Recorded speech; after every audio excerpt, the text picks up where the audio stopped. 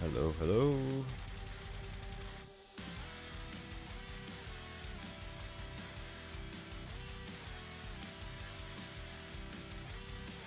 We are live.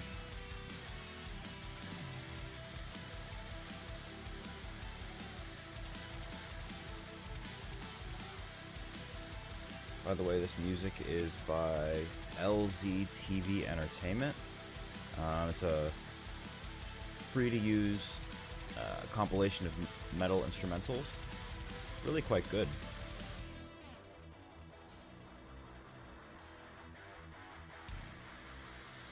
Let's see if I can't show you guys that really quick.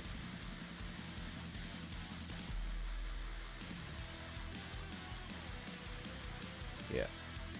Instrumental music, metal compilation volume 1, royalty free. That's the one.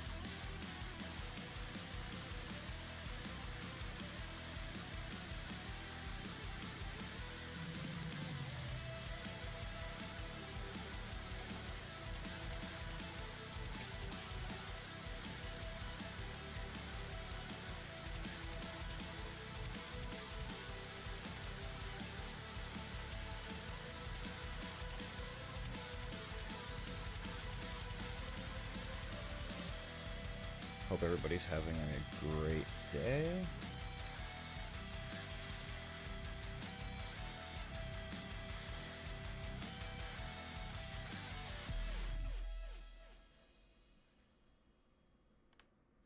Alright, so what's going on, people? I've been wanting to react to and or announce or showcase on my channel that Marvelous Friends podcast has long since posted the episodes that I was featured on. It turned out to end up being 3 different episodes. I've watched through a good chunk of the first one, but I haven't watched through all of them. Obviously, I was present for it, but I figure why not try streaming to YouTube and Twitch, and let this be the sort of the debut of my live streaming on YouTube. Why not? And then if some people kind of pop in, you can say hello, and we can talk about sort of the different topics that were reviewed here. So I'm off work and I have the day, so I figure it's a good time to sort of get oriented in using these different platforms and see how this works out. So without further ado, this might be a little bit scuffed getting organized here, so for any potential viewers, bear with me as I get oriented here. So let's go here, and actually let's do this first. Okay, and go here.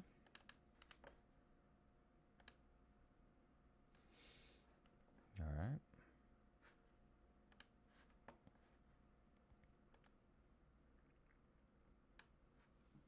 Okay, and as I mentioned in one of my previous videos, Marvelous Friends podcast can be viewed.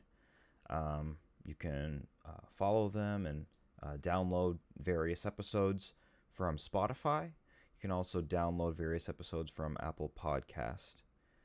So yeah, with that, I think I'm just going to go ahead and click the play button here, and we'll just sort of jump in and get started. So there's 3 episodes. I believe it's 70, 71, and 72. Let me just take a peek here, make sure I have that right. That is correct. And then 73 is Oscorping. That'd be kind of interesting. Who knows? Maybe if I'm feeling up for it later, I'll we'll go ahead and watch that as well, or listen to that as well. So with that, I'm going to go ahead and jump into this one here. I don't know. What do you think? My webcam a little bigger, a little smaller? Again, any sort of critique is welcome.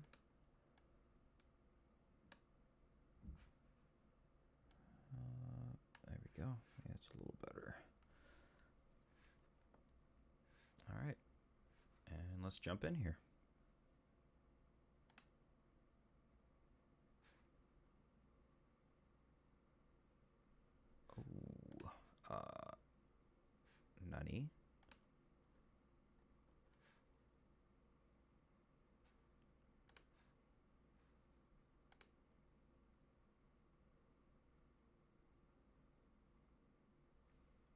Hmm. Curious. I'm able to go to 71.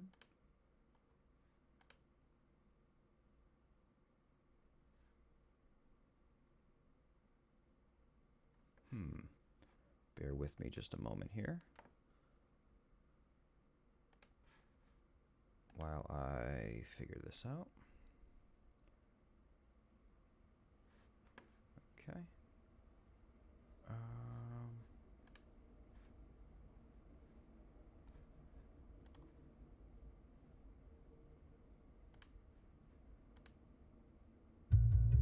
All right. That was a little scuffed. We know your time is valuable. Thank you for holding. Someone will be with you as soon as possible.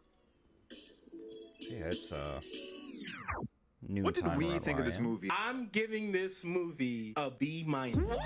Odin reminds me of a Haitian father. This I wonder how is that It feels like the IQ comic is. brought to live screen. Probably lower it a little bit. Gonna stop you. It's Odin's.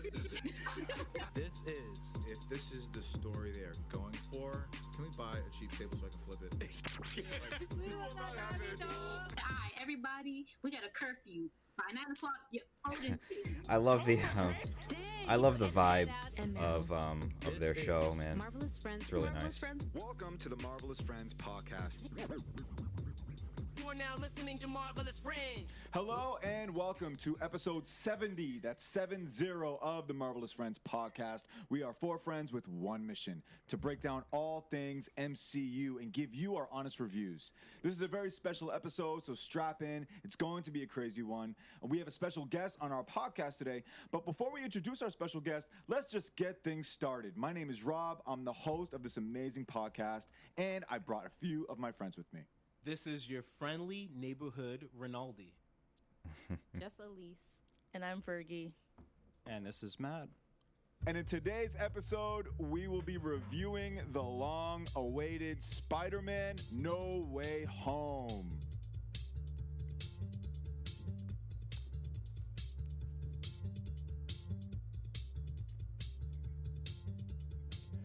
Peter Parker's life has become very chaotic due to his identity as Spider-Man being revealed to the world by Quentin Beck. He seeks out the help of Doctor Strange to cast a spell to make everyone forget that he's secretly Spider-Man, in order to help protect his friends from all the chaos. This movie and took scrutiny place. It was like a day, of wasn't being it? friends with him.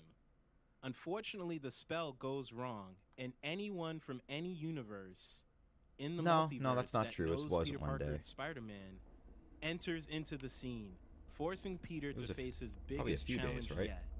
Will he be able to send these villains home, or will they have no way home? Uh-huh. Oh. After all of the bad posters, all of the overly edited trailers, all of the theories, the speculation, the rumors, after all of that, it's finally here, Spider-Man No Way Home. I've never seen a campaign take over the internet like this one. I haven't. What are people saying online about this movie? It's been a few days now. We discussed a this week, in one of the actually, episodes, but since it's come Civil out. War had a What big are people saying campaign online? behind it. I loved that arc of like interacting with the fans and stuff. Because I know in general, I feel like people like it. But this person, Rob Clee, hopefully I said that right, has a review here. I'm going to read it. Fan service. Many bad reviews just claim this. In my case, this is the only reason why I'm giving this movie 4 out of 10. But the truth is, the plot doesn't hold up. The acting is mediocre. The special effects are truly bad. Doc Ock looked more realistic in Spider-Man 2 nearly 20 years ago. And oh god, the cars that are smashed in the bridge fight are so awfully rendered that the PS4 Spider-Man game looks way better. Yeah, it had many great characters. Yeah, it had many great heroes and villains from the other movies, but still, I left the movie so disappointed. It really felt that Marvel and Sony wanted to copy everything that worked in all the other Spider-Man movies and Avengers and throw everything in a single 2.5-hour movie.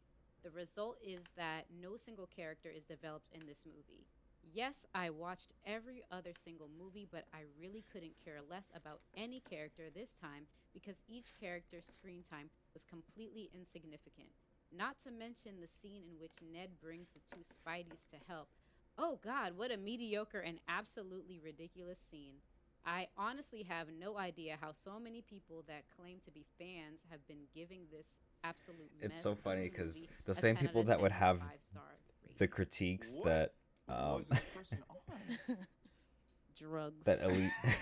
Drugs that we Hard should drugs. never touch.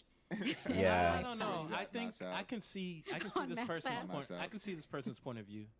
Okay. Dang. I can okay. see it. I don't I'm glad- agree. I'm glad you can I don't see it. agree, can't, but I can see can't it. see it. Maybe the plot thing, he might have had something in. Maybe it was Maybe. just But well. With we'll get Rinaldi, into it. I get what he's saying. Dang, I'm gonna at least try I not to literally pause got throughout that playing same this review. because these No are way. From a bit Google lengthy. reviews. But So Robert's just on a witch hunt or something, posting on every forum. Hey, wait, copy and paste like he's posting. Literally, I Yeah. had the same It's thing. a wow, copy I and didn't know we were paste. choosing the same Yeah. one. But I screenshotted more reviews. I so can't can blame get another the one, guy but for that's doing that, just wild. sharing We his picked the same poor one. review of the He's movie a everywhere. hater. Some 'Cause people, that's I how mean, I some feel, people like do trying to that. They snap get other so people angry out of they like copy-paste. Just screaming for attention at this Last point. Jedi, Like, Exactly. come on, man. those Yeah. mediocre type movies. Well, I found another review on Google Reviews from someone named John Wick. It says, why 2 stars? Well, put it straight. This film is a cash grab. Yeah, I'm going to put spoilers in here. Jamie Foxx, a.k.a. Electro, quote, I'm sure there's a black Spider-Man out there somewhere. That whole statement goes towards... They wrote Myers. I think they meant to say Miles Spider-Man. People hated Toby's Spidey, but here it is. People hated Garfield, so here he is. Garfield still remains the best in my eyes. This movie is good. It had nice ideas, but one hell of a cliche. Spider-Man Spider-Verse was a hell of a lot better. See, The that's villains some didn't get normie enough shit. Story time here. That's some Electro normie didn't shit. Even fight. The lizard CGI is badly done in so many ways. When the original Amazing Spider-Man CGI movies of were the coming lizard out, was outstanding. everybody was Ugh, I talking could all go kinds of on. shit about This Toby franchise will be simply milked for because cash Spider-Man for 3 the was next bad. 100 years, getting over it now. People hated Spider-Man 3 due to many villains mostly. The best arc would have putting Harry Osborn's Goblin in and not the dead father. LOL. Imagine Toby seeing that. Overrated, paid Nah. film. So we got some haters out there, or just like attention grabbers. That's Haters. Y'all I are- don't know, man. Do you agree? I want to hear what I Rob don't has to agree. say. I wanna- I I can wanna just see their perspective. I don't agree. Okay. I can't wait to talk about this. I think a great way to start, because that's what some people have been saying online. That's Yeah. not the majority, clearly. Nah, Definitely not the majority. most people But I love see the y'all are movie. trying to start the pot and get Nah. something started. Nah, most people love the movie. Yeah, no, that's great. Yeah, So what's a great conversation starter? Let's do letter grades. Letter grades. What would you grade this film? Gee, I mean, this is an A. It might be a plus. I don't know. I've been going back and forth. Maybe I don't know, but it was great. I loved it. I went to the theater and I was in the Lux level, so I got to eat while I'm watching this. So no, it was amazing, and yeah, I almost cried actually at just different parts. We'll get into it, but yeah, it was Dang. great. Okay. Okay. I give Yeah, this movie a solid A. This Yeah. was a solid A. I feel like it's really hard to talk about this movie without spoiling it. Because there's so much that happens. But I will say this. This is a movie. First of all, the writing and storytelling of this movie is genius, and it was simple and easy to follow. Okay, that alone. From character introductions to some of the most emotional moments. I cried twice. Fergie checked in on me. She looked at me and stared at me for like 30 seconds. I'm like, what you looking at? And she goes, are you crying? And I said, yes, I'm crying. No shame. This movie was excellent. Surprises and all, it really does deliver. I give this movie a solid A. Let's see. I think I'm just gonna say this movie's an A+ for me personally. I really liked it. I can kind of see what some of the reviewers were saying a little bit with it just being like fan service, but I completely loved it, and I really do love Tom Holland as Spider-Man, and I'm glad that he's gonna get more movies. And so yeah, I enjoyed this. We're Yeah, at gonna the end of watch the it day, the again. movie was Like really Rob said, he was crying. I heard again, someone it was losing. Tom On the Holland's other side, it was a he's Tom my brother-in-law. Holland I saw him story. wipe a few It was tears his away. growth, and that's why the So movie it was so good. emotional for everyone, I think. All the other stuff is kind of extra. Yeah, I think right? I'm gonna give It's it very Spider-Man celebratory, much like Endgame was kind of I was a doing. little disappointed because, and I think part of it is there's just too much conversation about this movie, too many reveals ahead of time. Oh yeah. I feel like if I came in fresh, maybe I'd give it a higher grade. But even with It does that, really, really suck that there's some things that happen everything in this pretty movie much that got kinda spoiled disappointed before me, this but- movie came out. What I will It say, really though, sucks. is the cool parts were cool. The ones that Yeah. had people cheering, I was cheering along with them. But there's other parts where I was just a little disappointed. So Okay, interesting. I am gunning for you. That's a very interesting take, and I'm curious as to why.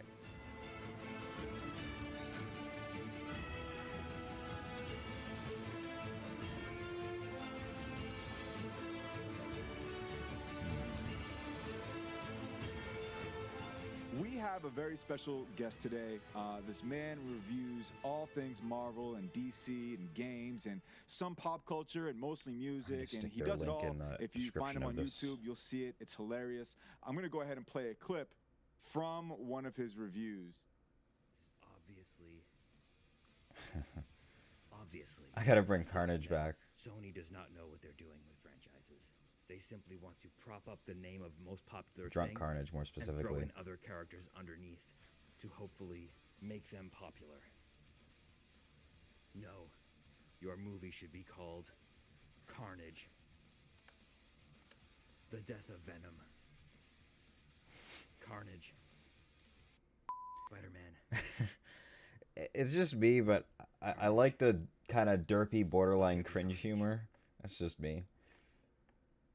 This movie looks like You can find him on KrimsonMatt, the YouTube channel, with his friend Red Eyes and Drunk Carnage. He's also my brother, and no, we are not twins, but I challenge you to Lies. tell us apart. And he's very, very funny. Matt Gomes, welcome to the show. Oh. Nice to be here. Thanks for having me. It's weird for me saying this because we're brothers, but it is great to have you. Your channel is so funny. What got you into YouTube? Let me ask you that. Oh man, well I've been watching content creators for years now, probably since about 2015, back when the YouTube meta was probably Let's Plays and things like that. And then it slowly transitioned into reaction videos being the meta. And then recently I've been watching a lot of streams. So, you know, you take that and then you take my passion for the MCU, at least up until this year, I'd say. But my brutal passion for the MCU, and I just wanted to pair it all together. That, and I also happen to like metal quite a lot. I have a band as well, so, you know, hoping to pair all those things together and, you know, make some good content for people, and maybe something that people can laugh at, and, you know, maybe take them away from, you know, the hardships that they might be dealing with. So, all those reasons. I cannot stop laughing at some of the things that you have on your channel. And would you say the same, Fergie? You've seen some of his stuff, right? It's actually funny. So as I was preparing for today's episode, I subscribed to your YouTube channel. Your video came up on my feed, and I was like, "Oh, why is there a logo like on a video?" And so I watched some of your videos. They're hilarious. Yeah, it's so funny. Those of us listening, go watch it.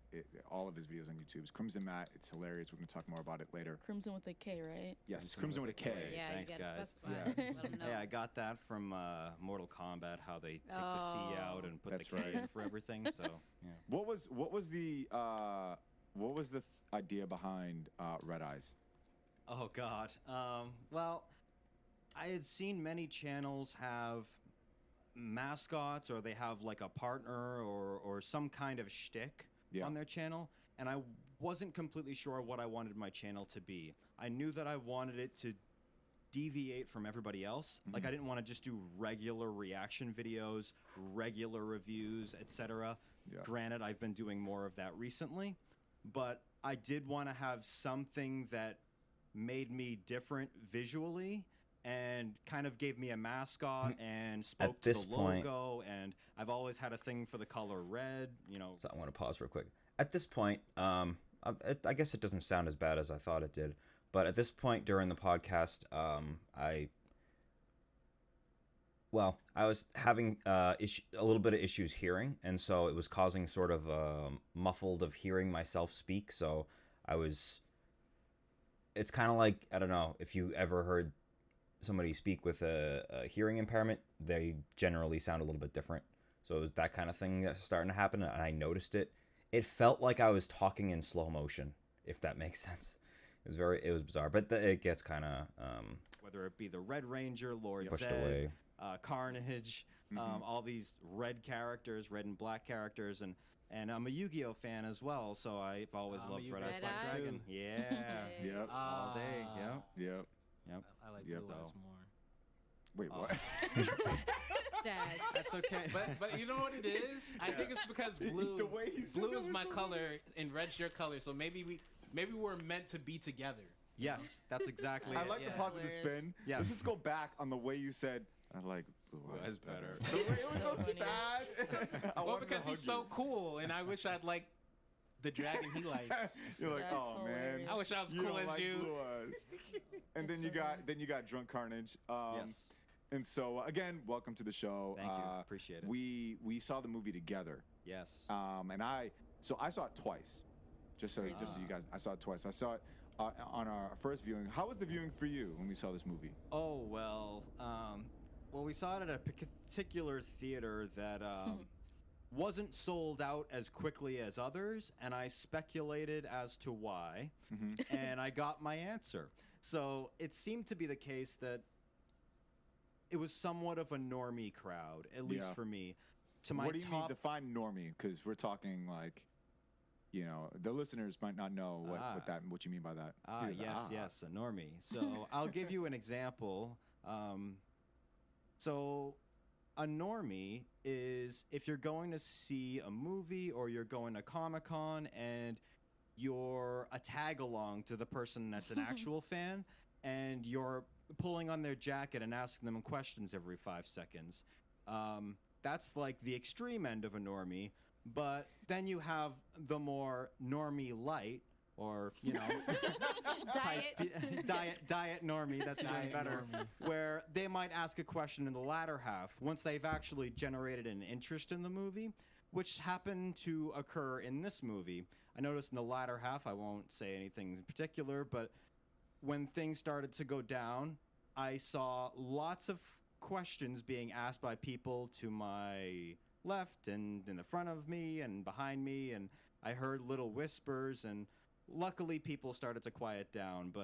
And I think we also saw people recording in the front Oh row. my gosh. But I know Yes. that wasn't unique to ours, because I'm sure, unfortunately, as you guys have seen on YouTube, this movie is being shown everywhere. Everywhere, yep. YouTube theater for everyone. So, Yeah, I cannot. I've Yeah, never literally seen the next so morning, many it was clips everywhere. No, you from could not movies go any corner on just YouTube and broadcast not find this thing. Like, on you're gonna YouTube get like spoiled. So I'm the glad you saw it day Thursday night. it's out. And then I saw it a second And being time on pushed in the Saturday, algorithm too. And It's I'll say crazy. the crowd reaction was much better than the first thing. But I also will say that there were kids in this crowd. That's There were so kids in this wild. crowd. Saturday. They were okay for the most part, but then there were times where you're like, is that what? Why would he do that? And I'm like, and he's like 2 seats from me, so I'm like, oh my gosh, the kid just watched the movie. And then on the other side, there was this guy who just kept on talking. Yeah. Just talking, not even commenting so much on the movie. He's just like turning to somebody behind him and just like, I don't know, making comments. And you can hear, I'm all the way on the other side and I can hear him.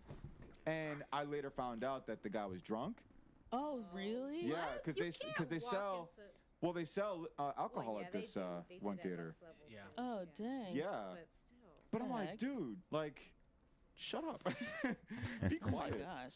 Well, again, glad you're here. Let's get into some spoiler review, guys. Let's actually talk about this movie. Spoilers. We wanted to wait till a full week for everybody to watch it, for the listeners to have watched the movie, so that by the time you hear our review, we're giving you all of it. We're not gonna, give you a spoiler-free review, which is fine, but that's not what we do. We want to give it to you all right up front, but we also want to give you guys a chance. Spoilers. Exactly. Spoilers, guys. Real quick, I want to start with the post-credit scene. It's a weird place to start, but I kind of want to get that out of the way. We get 2 post-credit scenes in this movie. One post-credit scene was Doctor Strange: Multiverse of Madness. We actually see the trailer for this movie, and we're actually not going to talk about that. That's a whole nother review, a whole nother conversation. That's a whole nother avenue. I think if we talk about that, I'm just gonna pause real quick. That movie is going to be. I've seen so many posts on social media from like IGN and just seeing the sentiment from people and seeing like what the like top 10 most anticipated movies of 2022, just seeing that Doctor Strange Multiverse of Madness is not even in like most people's top 5, it is crazy to me. I mean, I get it. It's for the most part the normies or the regulars just think of, oh, it's just another Doctor Strange movie. They don't get it. They're not seeing it for what it's actually going to be. I think if people really, really understood how crucial this and significant this movie is going to be, no, this one, it has a way better chance, at least in my opinion, to be better than the Batman movie, be better than any I think the Flashpoint movie comes out next year. I think it's going to be better than that. Now, normally the DC movies should be better than the Marvel movies, especially the arcs that they're trying to put forward. You have Flashpoint. Like, that should easily blow any of the movies that Marvel could come up with out of the water. But I can almost, and it's sad to say this, I can almost confidently say that it's not going to. As sad as that is to admit. But yeah, Multiverse of Madness is going to be absolutely phenomenal. I loved WandaVision. That was easily the best Marvel Disney Plus show. And the mere fact that this movie is an extension to that, like that alone tells you what exactly is going on, right?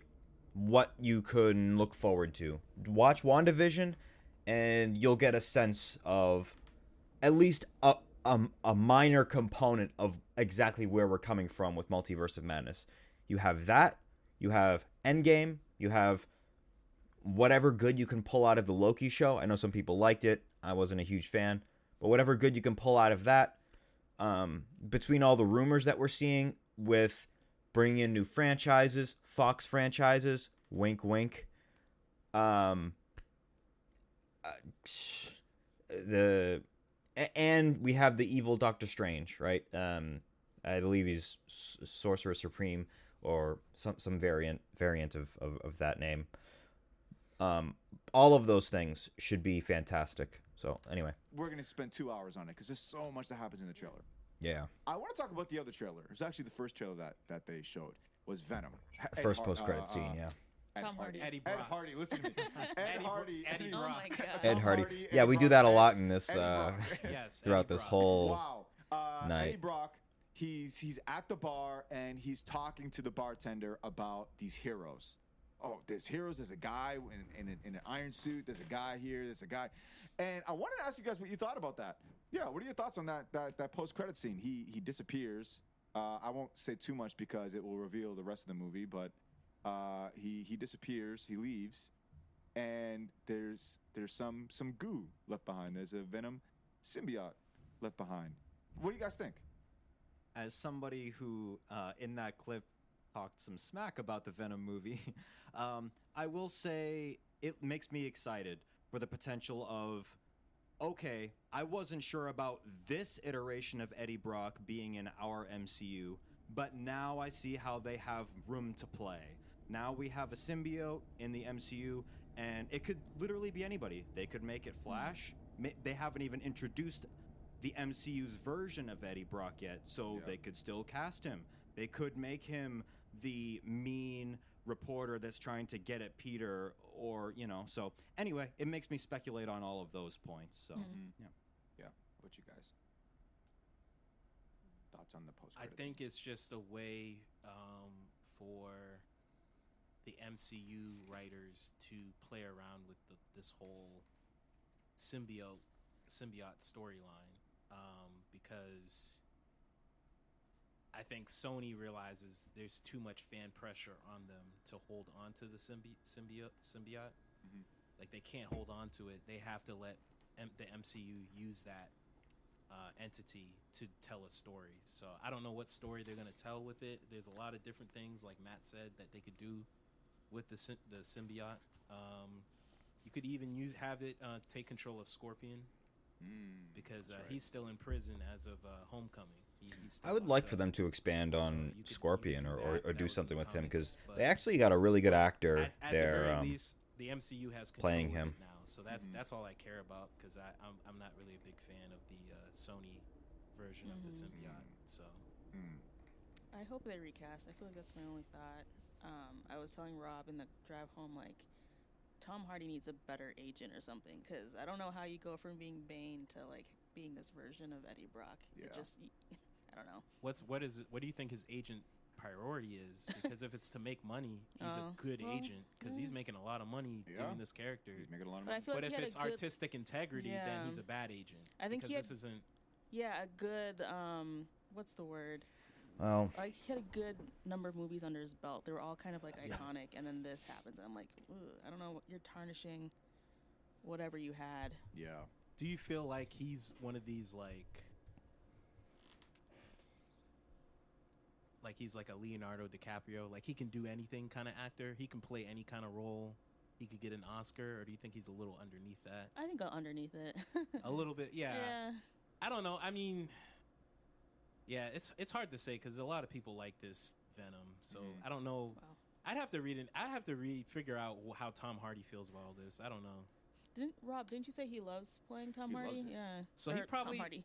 See? Oh my gosh. See? Tom Hardy loves playing Tom so Hardy. You notice how we never mistake Tony Stark for Robert Downey Jr. Yeah, that's right? true. Like Yeah. Eddie Brock. See, Tom Hardy. Like Yeah, we he's don't- just- we don't- he's just we don't- interchangeable. We don't It's view just- him as a character. We just view Yeah. him as himself. he's just Eddie Brock it's playing just Tom Hardy. Like, Yeah, that's it's what just we're Tom watching. Hardy. Yeah. What do you on think? screen. Have you seen the first Venom movie? No, actually, You I haven't haven't seen snap. any of them. I couldn't bring myself to do it. Nah. I've watched clips, and I just he sounds like Greymon. Greymon. Oh, it just like sounds. Digimon, yeah. I just I Yeah. can't Yep. do it, and it's like the MCU might have some places of some campy humor, but like my God, I did not think they could be topped. And when I saw the humor used in those movies, like I can't watch this. And mind you, I love Carnage. Yeah. So yeah. Yeah. Yeah. So you haven't seen it, but from what you heard, how are you feeling about their Sony's approach to Carnage? Dislike. From my understanding, very much a one-off villain, treated as pretty much a Riot clone, from what I understand, which is just like symbiote to fight him, kind of like we get an Iron Man 1. It's such a shame. Iron Like Man clone there's fight Iron almost Man. there's no heart. which is fine to a degree, but absolutely I no don't know. heart, no I soul think- in I this think stuff. I think we need with Sony. a new, fresh actor to play Venom completely. I think I want to actually see somebody who grew up being a bully in high school, who got into the Daily Bugle through because he has connections, obviously, to Jameson and stuff, and you can tell. Like, that's one thing I'll give them points on for Spider-Man 3. At least the dude was kind of pompous, even though, he looked like he was straight out of the OC. Topher Grace? Yeah. but Topher Grace. But I mean, I don't know. I like Eddie Brock. I doing it too. I like Tom Hardy. I like Tom Hardy Hardy's a lot, really but good. Like he's a just really good not actor. Eddie Brock for me, and this whole But no. obsession with doing anti-heroes and turning villains into anti-heroes Like Morbius. first, like Morbius and like other characters I could mention here. It's getting way out of hand. I Shouldn't think that be like the payoff? yes, Like with certain characters, that like, should be the look- It eventual should be. payoff. Look at Winter Soldier, right? He was a villain. Yeah, technically that's how you speaking. do it. That's That's like done the best correctly. example. Yeah, Exactly. and then we see him grow into a. Hold on, I gotta pause. I love that example because that's a pretty damn good template that they can follow. They have one movie where movie one introduces the character of Eddie Brock, but doesn't make him Venom. Maybe he's just like the annoying other character trying to impede Peter, right? I'm just building a trilogy here. Movie 2, this is potentially movie number 2, then presents you with the symbiote, right? And I don't know what form it takes. Maybe Peter gets it, maybe then he loses it, and then Eddie gets it, similar to Spider-Man 3, and in the main arc with Venom. But fundamentally, you get Venom v Spider-Man in that movie, and that's the Venom v Spider-Man movie. And then the movie pays off, or pretty much, yeah, for the most part, pays off. Maybe something like Dead Man's Chest for Pirates. Maybe it's a big kind of negative ending on the part of Spider-Man, and then the next one, Venom kind of maybe gets defeated in the first half, or, you know, somehow they work in having to defeat Carnage. We need to work together to defeat Bigger Jaws, right? That is the point. That is how you bring in Carnage. You can't just bring him in and just treat him as a random villain. Just use literally any other symbiote. Why the fuck would you waste Carnage like that? It's just, and in my opinion, why the fuck are you wasting Venom the way that you're wasting him? Oh, because money. Just like I said in my my Carnage reaction to the Carnage trailer, Sony just wants to take popular name, put right there, throw in attractive actor, play main character, put in front of you, and then take name of other popular character in same franchise, put in title. Oh my god, I go see cause it popular. Movie over. Everybody's dead. Nothing has a purpose anymore, and yay. There's nothing to it. It completely misses the whole point of Carnage as a character. Of his deep contrast to Venom. Why is he different from Venom? And why is he more dangerous than Venom? It needs to be deeply conveyed why it's so terrifying that Cletus Cassidy gets the symbiote. How do you do that? Well, you convey the crap out of the concept that the symbiote exaggerates your negative personality, negative components of your personality. So for Peter, somebody with a good heart, somebody like Peter or like a Clark Kent, somebody with a good heart, it brings out the negativity in them, right? But it's nowhere near as bad as if you got somebody who's good at heart versus somebody who is willing to lie and be deceitful to get what they want. Not willing to murder quite yet, but he's willing to lie and do what he wants, like Eddie Brock. And then you see the symbiote do that and see the reaction. It's this buff, it's uglier, it wants vengeance, and the symbiote itself and Eddie want to work together, essentially, to take down Spider-Man. They both do. That's the difference. Then, by the time it gets to Carnage, you're like, oh, damn, it's a fucking serial killer. What the hell is this thing going to be? Man, it's just way more powerful than Venom or Spider-Man can take on. So they work together. Anyway, that's the point of Carnage. That's the point of Venom. But Sony has completely missed the point of those characters. An anti-hero, but you get my point. Yeah. Right. There's a growth. It's not, or even Wanda. That's a better example, right? Wanda wanted to kill Iron Man. Now we love WandaVision. Yeah. Yes. Imagine if they just started with WandaVision, just like right away. Yeah. It wouldn't work. Yeah, it's true. It's very true. Awesome. What are your thoughts on the post-credit scene, Elise? Well, there's two things I want to say. Well, I wanted to piggyback on this conversation that was happening when you guys asked about Tom Hardy and his ability to, like, his versatility and all that stuff.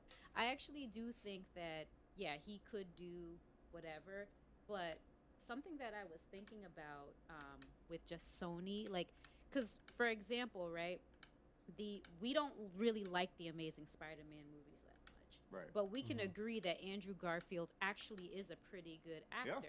Yeah. So I think it's the same thing. Like, if they're not given good material, you kind of, it might be irredeemable. Yeah.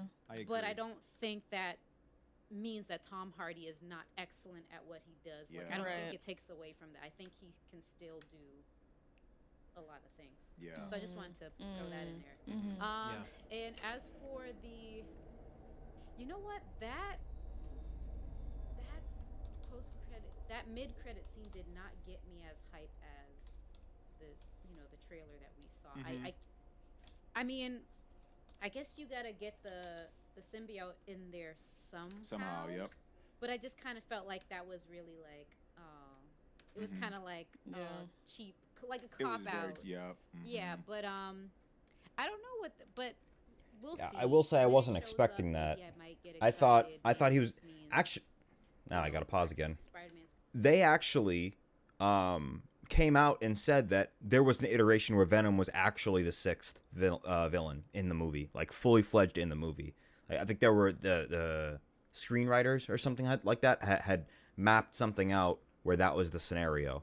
But I think it was something like they thought later on, or they felt, oh, well, it seems like it's taking away from, we just had Toby and Andrew enter, and now a little while later on, we now have Venom entering. It at that point for them, they said something like it felt like too much. Like it was a little excessive, and it kind of took away from Toby and Andrew. I get that. I do. And honestly, having seen the movie and digested it, I don't think it would have been better as a movie if you just threw Venom in there. I'm sure they'd massage a way to, make it work narratively, but did it need it? Not really. I mean, it would have just been another villain. And we kind of had a couple of throwaway villains as it is with Blizzard and Mudman. Okay, let me play here. back, or they might do something totally different. I don't really know. So, I mean, I'm open to seeing where it is, but it really didn't excite me. I'm going to be honest. Yeah. When it showed up. Okay. So here's my question. So the spell that Doctor Strange cast by accident, or Peter messed up, or whatever, that whole situation, it resulted in people from other universes that knew Peter Parker was Spider-Man to come through. Right. How does the symbiote know Peter Parker is Spider-Man? That's a great question. That is a great question. Though and you guys can chime in and see if. And how does that connect to the end of Venom, Let There Be Carnage? So at the end of Venom, Let There Be Carnage, Venom does tell Eddie that he does have knowledge of like billions and billions and billions of trillions of whatever galaxies, blah blah blah. Which is in the comics. The symbiotes have correct. Yeah, cosmic knowledge. And then they transferred to some dimension, which we assume is the MCU. He sees Peter Parker, not Spider-Man. Peter Parker. He sees his face. Yeah. And he goes, what does he say? Yummy? That guy. That guy. Yeah, that guy. He goes, And then that guy. licks So it. Venom, the symbiote, must know this Peter Parker. Yep. Yeah. Have some sort of knowledge of this Peter Parker being Spider-Man. We don't know how. We don't know why. We don't see that backstory. But that's as far as I'm giving it. Yeah, and so I assume that's gonna be expanded upon later on. Probably. Yeah. Probably. Okay. But yeah, no, that's a great question. You're not the only person to ask that. I saw that online.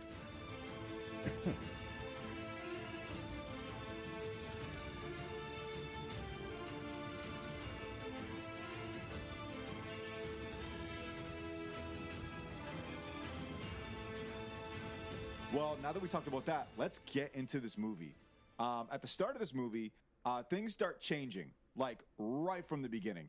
Everyone knows Peter is Spider-Man. Aunt May and Happy, they break up.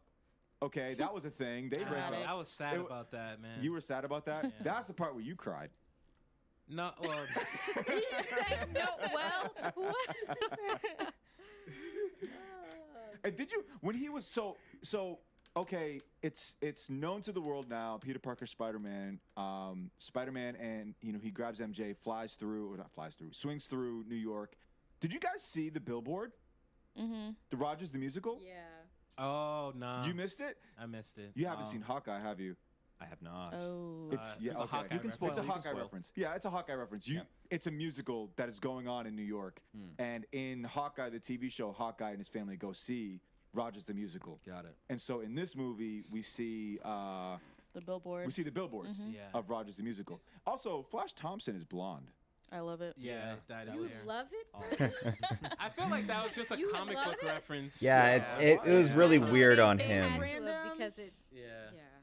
It was awkward. It was random. It was weird. It was weird. It didn't really. Yeah, that boy needs to find himself. I don't understand. You sure he's gonna get He's the just symbiote? all over the place. I don't know. I why. hope not. I hope not. He better not get that thing. Oh my That'd be goodness. so Yeah, nice. he's I not. know it. I know it happens in He'd the be too comics, weird. but I don't know if this But gonna not work. this one. They different one. gotta do a whole different retcon. Like, just don't even. Flash don't need to They have have to none skip of that. 10 years and recast. So no Somebody Flash bigger. fans here in No, this circle. Not this one. one. No, not this I one. do have a funny meme. Though. I think he's funny though. He's He's just funny. like, He's funny in this movie. Yeah, He's he's funny funny in in this one. movie. Yeah, He's yeah. just Not in the other kinda- movies. The other movies Yeah. was annoying. Yeah, and then he has a book, right? Right. Remember that book? He writes like, what is it? The Life, Flashpoint. Flashpoint. Yeah. Flashpoint. Yeah. Flashpoint, a memoir. What is it? The Of Life. being Peter Parker's best friend. No, Yeah, My Spider-Man's Life best as- friend. No, my life is Peter Parker's best friend. Oh yeah, because he Yeah. finds out who Yeah. Spider-Man really is. Yeah, and he writes a book. It was quick, but he writes a book. I don't know if you guys know this. I always tell this to Fergie. Anytime there's a book in a movie or TV show, research that book. Yeah. If a character's reading a book, if there's a book in the background, research, because chances are that book was either inspired by the movie or the movie was inspired by the book. Yeah. And if you understand the book, you understand the direction the movie's going. And so I did some research on this book. All right. And it turns out that first, it's a comic book reference to a Flashpoint title where Venom and Spider-Man do team up. And it's this Venom that's in that comic book is Flash Thompson, not Eddie Brock. Oh. Yeah. Yeah. That makes so much sense. Doesn't it? Makes so much sense. It's also a DC reference. Yes. Yeah. Right. It's That was my absolutely a Flashpoint DC paradox, reference. Yeah. Yeah. And it's actually the second DC reference Marvel has made so far. Because Eternals. Eternals Yep. did it too. Oh, right. Eternals made like 2 or 3 references, Yeah. and now they're making Flashpoint this reference. So it's weird. It's interesting stuff. I also like how they made Flash. Like, I think they emphasized how much he loves Spider-Man in this movie more than the Yeah. other ones. Yeah. And that's how he was in the comics, in the cartoons. So I like the When- fact that they. When he was on the phone with him, and he goes, "You know what I want." Yeah. It was so funny. Yeah, that was actually funny. So let me ask you guys. Oh, this meme, so funny. Wait, what is happening here? Uh-oh. It's Flash Thompson from the Raimi verse. My favorite thing. Great. So Sam Punching Raimi's Flash lizard. Thompson is doing what in this picture? Okay, so when the trailer came out, in the second trailer that you were like, huh? The last shot is just one Spider-Man attacking all of the villains. But in the trailer, you see a lizard remember the look image like now. he got punched by somebody. Right. So we were all like, okay, clearly the Spider-Man are They were edited Oh, out. they They were edited edited out. out. Yep. Yeah. And so Fergie found this meme, and he punches Lizard because he's actually the one there. It's, Yeah, it's that as if makes like he was sense. the one who was edited out. It's the funniest meme. That's funny. Fergie knows how to find him. Real quick, guys, what do we think about Tom Holland's performance? Let's start there. Slow clap for Tom. Seriously, Good job. as You did a great job. Yeah. Also, spoilers. We can just go right in. Don't hold anything back. Okay. Anybody? Did those reviews you guys read? Did they criticize Tom Holland? Because I don't agree with that at all. I don't Yeah, understand no, any mine- perspective. Mine just said mediocre acting. They Yeah. didn't. Yeah, nah, don't agree with that. Nah, nobody Yeah, I acted didn't mediocre agree in with this that movie. either. Tom Yeah, Holland did great. that I could feel his pain when Aunt May died. Yeah. And his pain when he was. I you mean, know, Ned he and wanted to MJ were kill just kind of Goblin. there. Yeah, but I mean, that was what I was. they looking weren't for. bad. Yeah, You know, Y'all I don't know. remember People me are saying reaching. that? Like, yo, Like, They're I just was like, reaching yo, and this, he has to grow hating up. a little This bit. does not like I Like, give up. where the fuck were these That was people what I was looking bitching and My moaning reviewer said that Garfield was his favorite Spider-Man. So um, I can about get behind that actually. I Interesting. fan actually service can. He's for always the been Star a Wars Spider-Man. movies? He just works for Those Sony. were easily. Yeah. Oh, yeah. Yeah.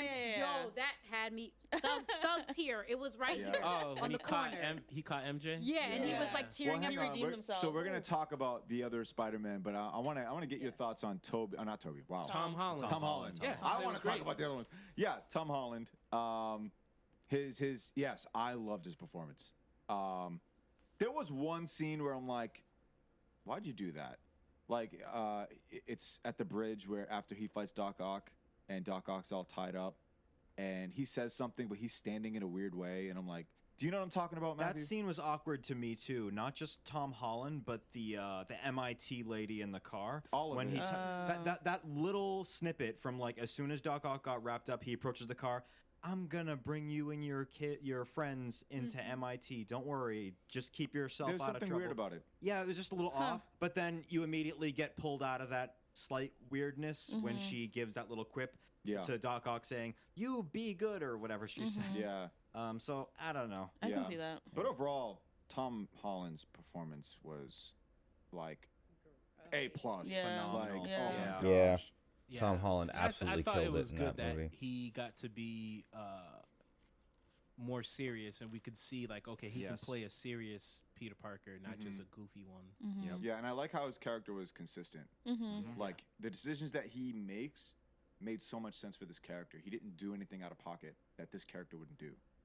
And so it's almost like he understands Peter Parker at this stage, you know, and he doesn't move away from that until towards the end, which we'll get to. But yeah, oh my gosh, more Tom Holland. Yes, for sure. There's an announcement that there's 3 more Spider-Man movies that they're working on, Right. and they're actually working on Spider-Man 4 as we speak. Yeah. And so yeah, we're That makes definitely gonna get sense. more. It's crazy. I feel like they did a really good job casting him because I think, how old was Tobey Maguire when he did Spider-Man? He was like 20. He was in his mid-20s. Mid-20s, yeah. 26, I think. I don't know. I feel like Tom Holland does a good job of capturing the youthfulness of Spider-Man, and so it'll be interesting to see Yeah, that was him everybody's as an sentiment adult when he and was him first being forced to cast grow up. back in Right. 20 So all that whenever happens, 2015, okay, 2016. and you know he's trying to hide, and the FBI come and they're searching their apartment, and they take in Tom, Aunt May, and all of his friends, and they take him in for questioning, and they can't stop saying, "You got to get a lawyer, got to get a lawyer, got to get a lawyer," Right. because it's like, this is incriminating. This is way too much for you to handle right now. Stop talking. Even Ned talks too much, and it's like, Ned, what are you doing? He always talks too much. He always talks too much. And then we get the next scene where they're finally home. The FBI let them go, and they're sitting in front of a lawyer. And who but Matt Murdock is in the room with them. And the introduction to that was beautiful. Yep. Yeah. What do you guys think about that reveal? It didn't feel like a reveal because we talked about it so much. No, So but it didn't really. Like I thought Charlie Cox did an amazing job, and it was great that finally this whole is Marvel Netflix canon nonsense can be put to Yeah, bed. that 'cause bothered I never me, but understood why people questioned that in the first place. Uh-huh. So I'm happy about that, and I'm happy that Charlie Cox did a great job in that one scene. But yeah, I don't know. It's like we talked about it so much, so it didn't really have the same impact for me. Yeah. I can get behind that a little bit Yeah. because I saw a spoiler photo of Yep. Charlie Cox being in the room with Spider-Man, so I was like, okay, I'm anticipating this. Yeah. But I wish I had no spoilers, but that's kind of impossible Seriously, in this day and age, like, especially for us December being, 2020. MCU podcasters. Yeah, if you're No, we I found know, out I know, he was but in I the still movie. Have to be honest. It got I leaked. can't lie. Sure, Like yeah. Jesus You know, Christ. Absolutely. But Charlie Cox did an amazing job in that one scene. He definitely, he was great. So this has nothing to do with him. Yeah. Yeah, after Far From Home, once we learned that Peter was incriminated, or they found out he was, Spider-Man, and everybody knows. I don't know if you guys can remember, but there was a lot of fan speculation of literally that exact scene of Matt Murdock. What if Matt Murdock comes in and he's the lawyer for Peter? Everybody's like, that would be so cool, but that'll never happen. Like, who are we kidding? They retconned Agents of S.H.I.E.L.D. and they could kick the Netflix shows to the side, and they got the rights back, but Christmas who Feige. knows? Yeah, but, I think this is a testament to some of the things the MCU does very, very well, and that's actually listening to their fans and saying, wow, that's a good idea, and not being, like, maybe they're arrogant about some things, but this is evidence to me that they're like, that's a really good idea, and there's no way we're coming up with a better scenario where Peter gets out of that situation. Like, it's, what other lawyer, what other fun way can we get Peter out of that incriminating situation? Bring in a cameo that everybody's literally begging for and campaigning for, and So that's the meta, the fan meta of the MCU. But as far as his actual scene and Charlie Cox's performance, phenomenal. I love Daredevil. I loved Charlie Cox in this. I'm really looking forward to seeing more of him and maybe some of his pals. So. Oh, Yeah. Wow. Bring them all in. And you said you haven't watched Hawkeye. I have not, You but gotta I've watch Hawkeye. heard You've and heard seen things. things. Yeah, see, that's why y'all don't. That's why y'all not ready to tear up like me, because I did a good job dodging spoilers, and I was still in that zone of like, oh, they might not do it. Like, I mean, we knew he was being interviewed, and he was saying, "Oh, I'd love to." So I knew he. I'm would show up jealous of somehow, but I was Elise's thinking more like, optimism talk as or much as he did. That's yeah, what really optimism got about me. I was the like, oh my MCU gosh, and like, I was going through I don't know, something mentally. I'm like, wait, he's there. Wait, youthful that's really him. wide-eyedness. Whoa, like, I used to going have for that, 2 and minutes, like, it it kind was of just kind of like, got it just burnt kept out elevating, of it. He's still there. and so Towards the I second watched half of the, Phase 3. watched the movie with Josh, and he had to, Despite the like, fact that, you know, check in on just me a I'd say little bit. just shy 'Cause I of was like, Infinity War oh my Endgame. gosh, there's people- Like that people was cheer. right when the And burnout I was just still like in the really zone. I came was in, like, especially after like holding my, Endgame. like lip quivering. I like tears welling up in my eyes. I'm like, oh my gosh, I'm about to cry. I'm about to cry. Yeah. He's talking, like he's They here. And then he's just like, yo, yeah, you really are about to cry. Are you good? I'm like, no. It was great. He got more screen time than Godzilla. Oh my gosh, dang. That's funny. So yeah, that was really. I felt a lot like how you felt. Like I wasn't crying, you know, but I will say, like I saw him on screen and I saw his introduction, but then I saw him talking. Yeah. And he's interacting with MCU characters. Levels. Yeah. Right? And I'm just like, this is happening. Like Matt Murdock is on the big screen. I remember we were watching Daredevil, maybe me, not we, but at some point there was it was a long time ago. I was watching Daredevil, and maybe it was a conversation I had, maybe it was somewhere online, but I was saying like, man, it'd be so good if we saw him on the big screen I with know. MCU characters. And people were like, well, no, because he's TV and they don't really do that. And it's dark and gritty. I'm like, Yep, no. yep. Exactly, yeah, all of that. And I'm like, I don't know. Kevin MCU Feige. has Yeah. done more crazier stuff than that. Kevin Feige be brainwashing people, man. Seriously. That man is way too good to just be on TV. Yeah. Seriously. Yeah, you're He right. was so damn It was good. so That interesting talent's crazy. how quickly that scene came up, because it was only like 10 minutes into the movie, and I was like, we're moving so fast. Like, Yeah, oh and my then, gosh. and then, Yeah. the scene ends with somebody throws a brick through the window. Yeah, brick, Mhm. yeah. And he catches it like so quickly. Mhm. And I'm like, oh man, they even got that right. Yeah, they did. like, oh my gosh, it was just so good. And then the scene ends, and you're like, I'm happy. Yeah. Right. The I'm movie could happy. end right Well, there. speaking of happy, he was like, "Happy, you're gonna need to get a lawyer." He did was say like, that. He "What?" goes, but happy, you're gonna need a lawyer. I mean, you're working with like classified government materials. I can't really. I'm not really expert on that type of law, so good luck, man. It was like it was kind of funny. I will say, the fact that it was a brick, and you know, I'm gonna talk Hawkeye a little bit, but Kingpin getting blown up, and I don't know, are they souping them up too much? You know, Peter, he's trying to figure out how can he now reverse? How can he fix? Because one of the the cool things situation? about Daredevil is the Because fact that the he's situation, just a everybody knowing human, that Peter right? Parker, It's like Spider-Man, Batman his catching a friends, brick. His friends can't get into school. You know, Aunt May is in danger. anyway. Happy Or is the people Hawkeye that know catching him, a brick. right? Would They're in Hawkeye danger. catch a brick? because Aunt May can't go to work. Probably not. Right. There's all Right. these like protesters and stuff like that. Right. So it's affecting them. And Peter's feeling this. And so it comes up in his head, you know what? I should go to Doctor Strange. And they figure out, like, you know what? Let's come up with a spell. Let's do this spell. It's basically a spell to make everybody forget. It's a forgetting spell. And Wong says no. He says, don't do the spell. Right? He goes, you're playing with it. And then Doctor Strange is like, no, it's fine. We've used it for less and blah, blah, blah. And then as he's performing the spell, we saw this a little bit in the trailer, but Peter keeps on interrupting. He keeps on interjecting with variables. And through that, he messes up the spell. He keeps like changing and adjusting the spell to the point to where the spell becomes something different. How'd you guys feel about that whole scene? I'm turning to you, Rinaldi, because I know how you felt about it. But nah, you guys can go. I don't want to rain on everybody's parade. So, go ahead. I'll say this. I know that the general fan meta, after seeing the trailers, and everybody pretty much saw it in trailer 2, I believe it was, that scene was happening. Everybody was like, well, why doesn't he just tell MJ and Aunt May after the spell is done? You know, but I think that's, at least to me, is pretty much, that movie pretty much deads that by the end of it. You can pretty much tell why that wouldn't be the most optimal thing for Peter to do in that scenario. Because it isn't about them knowing he's Peter, it's the memories they establish together. So at least that's my way of kind of quelling that speculative thing that people kind of go back and forth and criticize on.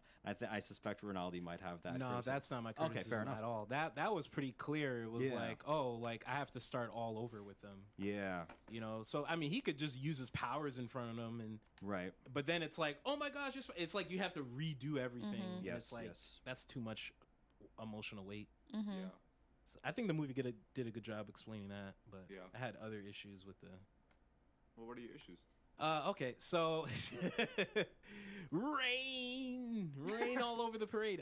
So the issues I had was, well, one, like, I'm not trying. I like Happy. I mean, shoot, I'm Jon Favreau's biggest fan, but if he had just said, you know what, I don't really need Happy's my memories with Happy, he would be in this situation. Because it was when, oh wait, but Happy should know, and it, Oh, wait, so you're saying Happy's what messed it up? yeah, because Doctor Strange was like, okay, your friend Ned will remember. No, so I don't know if you remember, Rinaldi. Sorry for interrupting you. I don't know if you remember, but before the whole thing is botched, Peter Parker does say basically everyone who knows Peter Parker is Spider-Man should still know. And that's what messed up the spell. But he kept saying different people, though. Yeah, before that. He kept on interjecting with more people as he kept on remembering. And so finally he goes, you know what? I might be forgetting somebody. So basically... No. He should have stopped right there. He should have. He should have stopped. Boom. He should have. So I misremembered the scene. Right. No, Yeah. in the very end, when they're levitating and the spell's going crazy, he says basically everyone who knows Peter Parker Spider-Man should still know. And that's why all these villains who knew Peter Parker Spider-Man, that's why they're able to come in. Yeah. And I don't know. I actually, knowing him, seeing like his character, it would be in his character to not stop at Happy, because he can't think of everybody at that spot. But in my head, I'm like, they should have wrote this down before they just started with the spell. They should have. That's They what. should have. Yeah, it's like write it down. Yeah. Like, I think. like, because here's the thing, Doctor Strange. So what was the first interjection?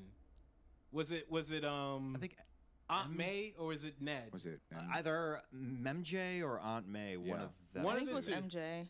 Yeah, it was like, oh, MJ, she's my girlfriend. Okay, Doctor Strange should be like, all right, kid, woof. Right. Here's a pen. Here's a paper. Right. Here's a pen. You go in that room, and you write down these names, boy, and that's it. And then I'm gonna cast a spell, and that's it. That's what should have happened. Not, let's let this kid be a kid. Like, come on, man. But he's also a kid. Yeah, I think that's. But Doctor Strange is a grown man. Yeah, exactly. My issue is not with Peter Parker. Exactly. It's with Doctor Strange. Right. So I want to comment on that, because here's what I think happened with Doctor Strange. Because you said something was up with him, right? Well, yeah, I was wrong. Yeah, nothing was up with him. But I do think that something is up with him specifically. Because before that whole scene, we see Wong and Doctor Strange interacting, and Wong is Sorcerer Supreme. Yeah. And if you look at Strange, he's feeling some sort of way about that. Yeah. It makes sense because in Shang-Chi, Wong was there, not Doctor Strange. Yep, exactly. So yeah, I could see. Yeah. So I think he wants to do something, even if it might not get him Sorcerer Supreme, but he wants to do something and be useful. Okay. That's what I think that was. To prove himself. I think so. Maybe to himself. I don't know. Yeah. No, That's what I get that. That's a good explanation. I just I agree with you, Rinaldi, though. it just didn't hit me, man. Yeah. It took me out of the movie, which is kind of why I gave it a B. Like it just kind of Man, that's a big thing, though. There's other things. Oh, We're boy. not Oh, there. boy. But I think knocked off about 15 points for you. That's no, there's other things. It's not just that it's scene. not that. That just There's other things. We just haven't gotten there. I think we were driving home and I was telling Rob, like, Doctor Strange, like, forget the magic stuff. His profession was a surgeon. You'd think he'd be a little bit more detailed in his thinking or in his reasoning or whatever. He was detailed. I like think in it was Thor Ragnarok, he was detailed. He just trapped Loki in a vortex. He was like, oh, I don't trust you. Like, and then he, like, just all his other appearances, he's very methodical. Yeah. Sure. Because he's so insecure.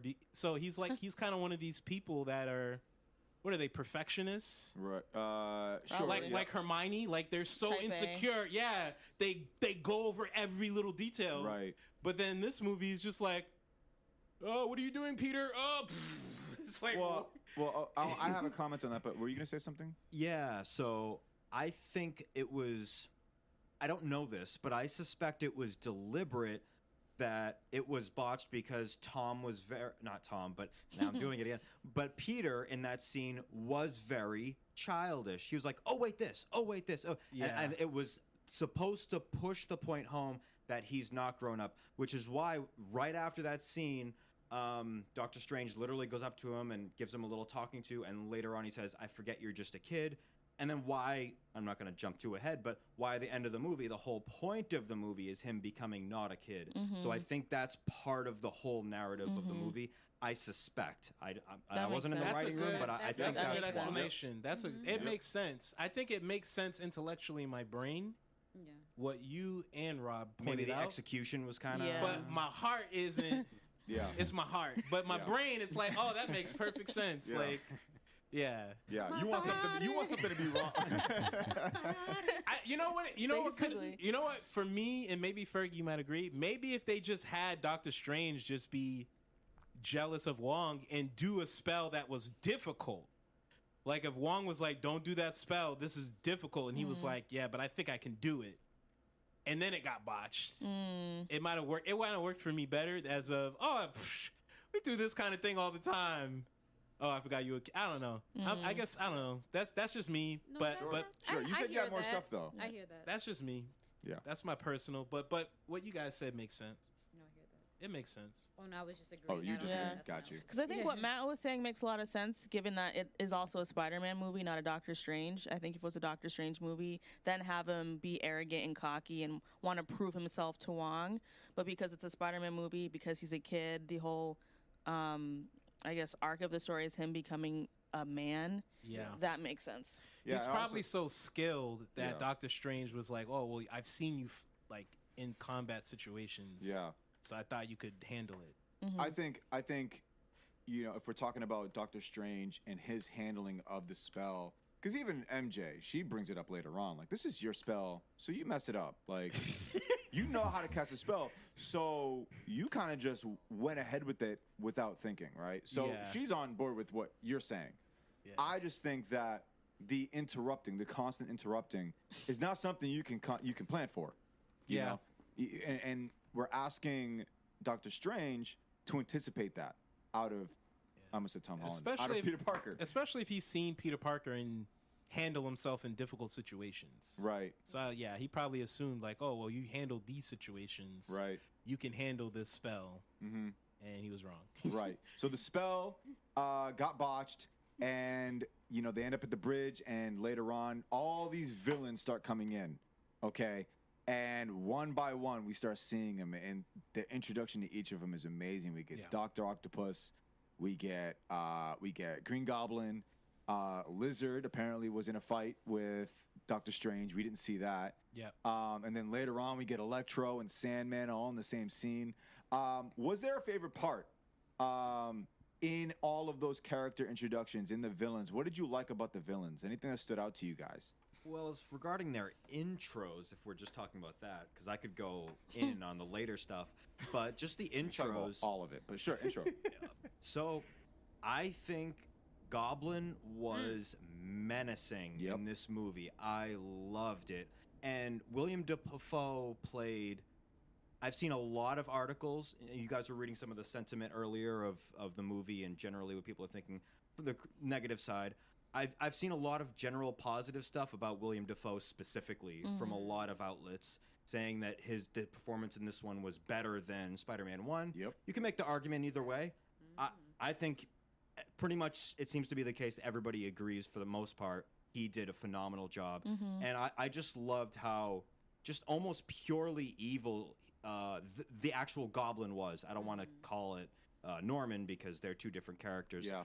But I have particularly enjoyed, I'm jumping ahead, it's not a tiny bit, but the Aunt May scene when he meets Aunt May in her place of work.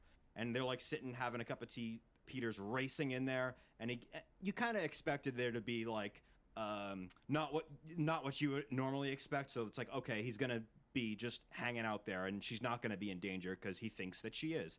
So she goes in and that's the case. But I think the vanilla-ness that scene could have had was saved by the fact that William Dafoe just killed it in his performance. I would say the two, well, Tom Holland did great too, but William Dafoe and Andrew Garfield absolutely killed it in this movie, performance-wise and acting and like emoting and all of that. But yeah, I would say the Goblin killed it.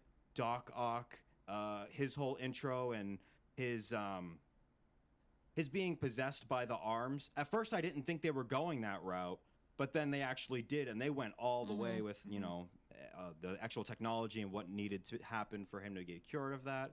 And then the Amazing Spider-Man villains were okay. Electro was significantly better, of course. I think we can all definitely agree on that. MCU. He's in MCU now. Yeah. He ain't contaminated by Sony. Yes. He's not Sony-fied. Hair back. Yes. And his teeth. And his Yep. teeth. He's on your dental And plan, at least. Right. Yep, got my dental plan. Yep. And the butters. Wait, is didn't on. someone make it? right. Oh yeah, it's true. I forgot to mention this earlier about butters. Multiverse of Madness Wait, didn't too. somebody, It's in Sam the Raimi. movie talk about how So They did. was that They Lizard? did. I think it was Yeah, Lizard. they Yeah. asked He's like, him. wait, what happened to your teeth? Yeah. Yeah, the Lizard I was said trying that. to strain over to see you and be like, listen, they're talking about his teeth. Listen, it's not just us.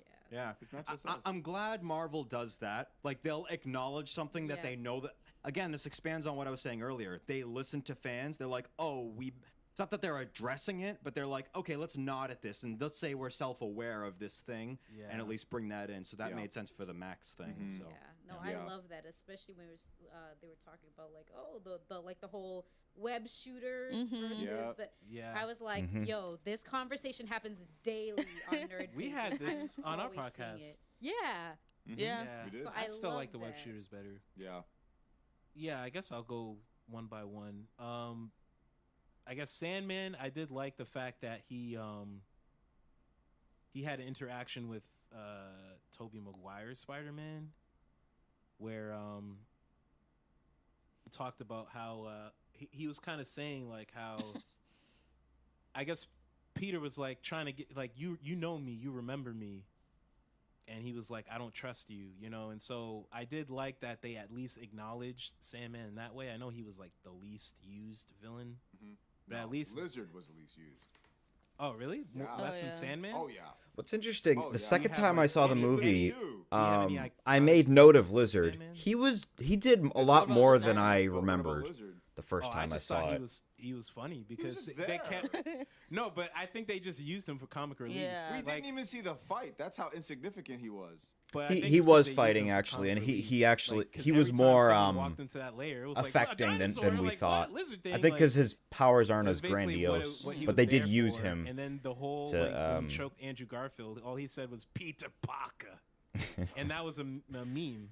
Like Peter Parker picked a Piper Pickle Pepper. Like that was a whole meme from that movie because in that movie he was choking Andrew Garfield and saying, "Poor Peter Parker." So that's what I'm saying. The So it was alliteration. just comedy. Yeah, it was J. just Jonah comedy. Jameson's alliteration. Whereas Sandman, true.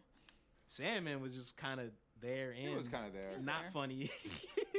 He I was. don't think his role was to be funny though. There was a part where he He was just kind of there. Yeah. he made a joke about Jamie Foxx, Electro, Oh, when, yeah. he didn't have clothes. Oh, He's didn't like, he? y'all gonna stand there and act like I ain't got clothes? He goes, I'm okay with it. That was pretty funny. And I was like, what?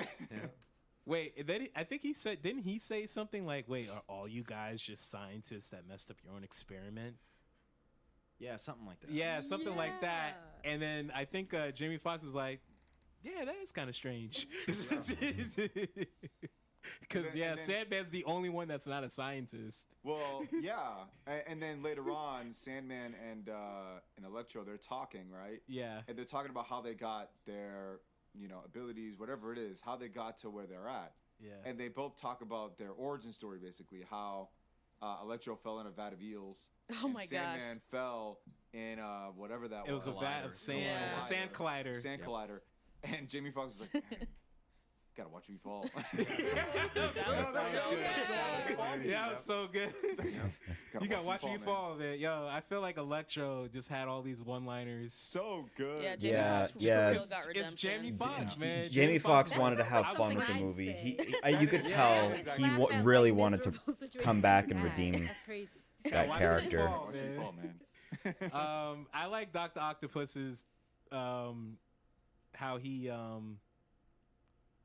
like incorporated Peter's nanotech, but then Peter flipped it on him by using a Wi-Fi connection or Bluetooth nuts. connection. That was Bluetooth. I was like, wow. Yeah, that was pretty cool. Dr. Octopus used nanotech to make his arm stronger, but then Peter he was just like, oh, let me use pairing device. I was like, oh, yeah, okay. Yeah. He's like, what? No, you listen to me. He's like talking to the arm saying, you're listening to me. And I'm I like, was literally thinking, how's he gonna get out of this? yeah. You know? Yeah. The trailer did a good job of making it like Yeah. intense. Like, oh no. Yep. Yeah. Also, that was really smart when so in the trailer you always saw that one of the octopus arms slamming into Peter's chest, and you didn't know why the mask came off. Now we know why, because he was missing some of his armor and it went in. It was really clever. Yeah, that was smart. The costume protecting him. I'm Yep. curious what you think, Rinaldi, about some of the other callback quotes. So, like when Doc Ock said, "The power of the sun in the palm of my hand," like when he said it in the context he said it, did you feel that was kind of awkward? I felt that was a little awkward, at least to me. What was he holding when he said it? Nothing. No, he said when he first debuted in, he said, "Where's my machine?" to Peter. And I think Peter said, like, what are you talking about? And he said, "The power of the sun in the palm of my hand." Oh, yeah, What that did was you- awkward. Oh yeah, Yeah, I'm he like- said that line. Yeah, I'm That like, was awkward. It's like they're kind of did that as a callback and say, like catch the nostalgia, but at the same time, that is what he's talking about. But it's like, he could have just said the power of the sun. Where is it? yeah, or Well, it's a fusion reactor. Because, well, yeah, he fusion should have reactor. just said it was a fusion Yeah, reactor. my reactor. Yeah. I think he He should have just said also- my reactor. later I in think the they were trying to movie, be he a little does say it too again. So they could have Right. a little saved it for too later. That's fan true. servicey And I with liked it that when or he said that, something. when he had the arc reactor. The arc reactor. The arc Yeah, reactor. I like that. Yeah. I like that. And actually, I won't go that far. But somebody else finishes his sentence when he says it. So yeah, the villains killed it. Well, Pun intended. most of them. Most of them. Most of them did That's a where really my good job. B Yeah, comes the in. Let me important say ones. this. Let me say this. This is really a redemptive movie for all the characters, Yeah. villains, heroes, Oh yeah. and it's at the cost of Tom Holland's Peter Parker. His everything that he needs to sacrifice all of it, so that all of these heroes and all these villains, these other universes can sustain.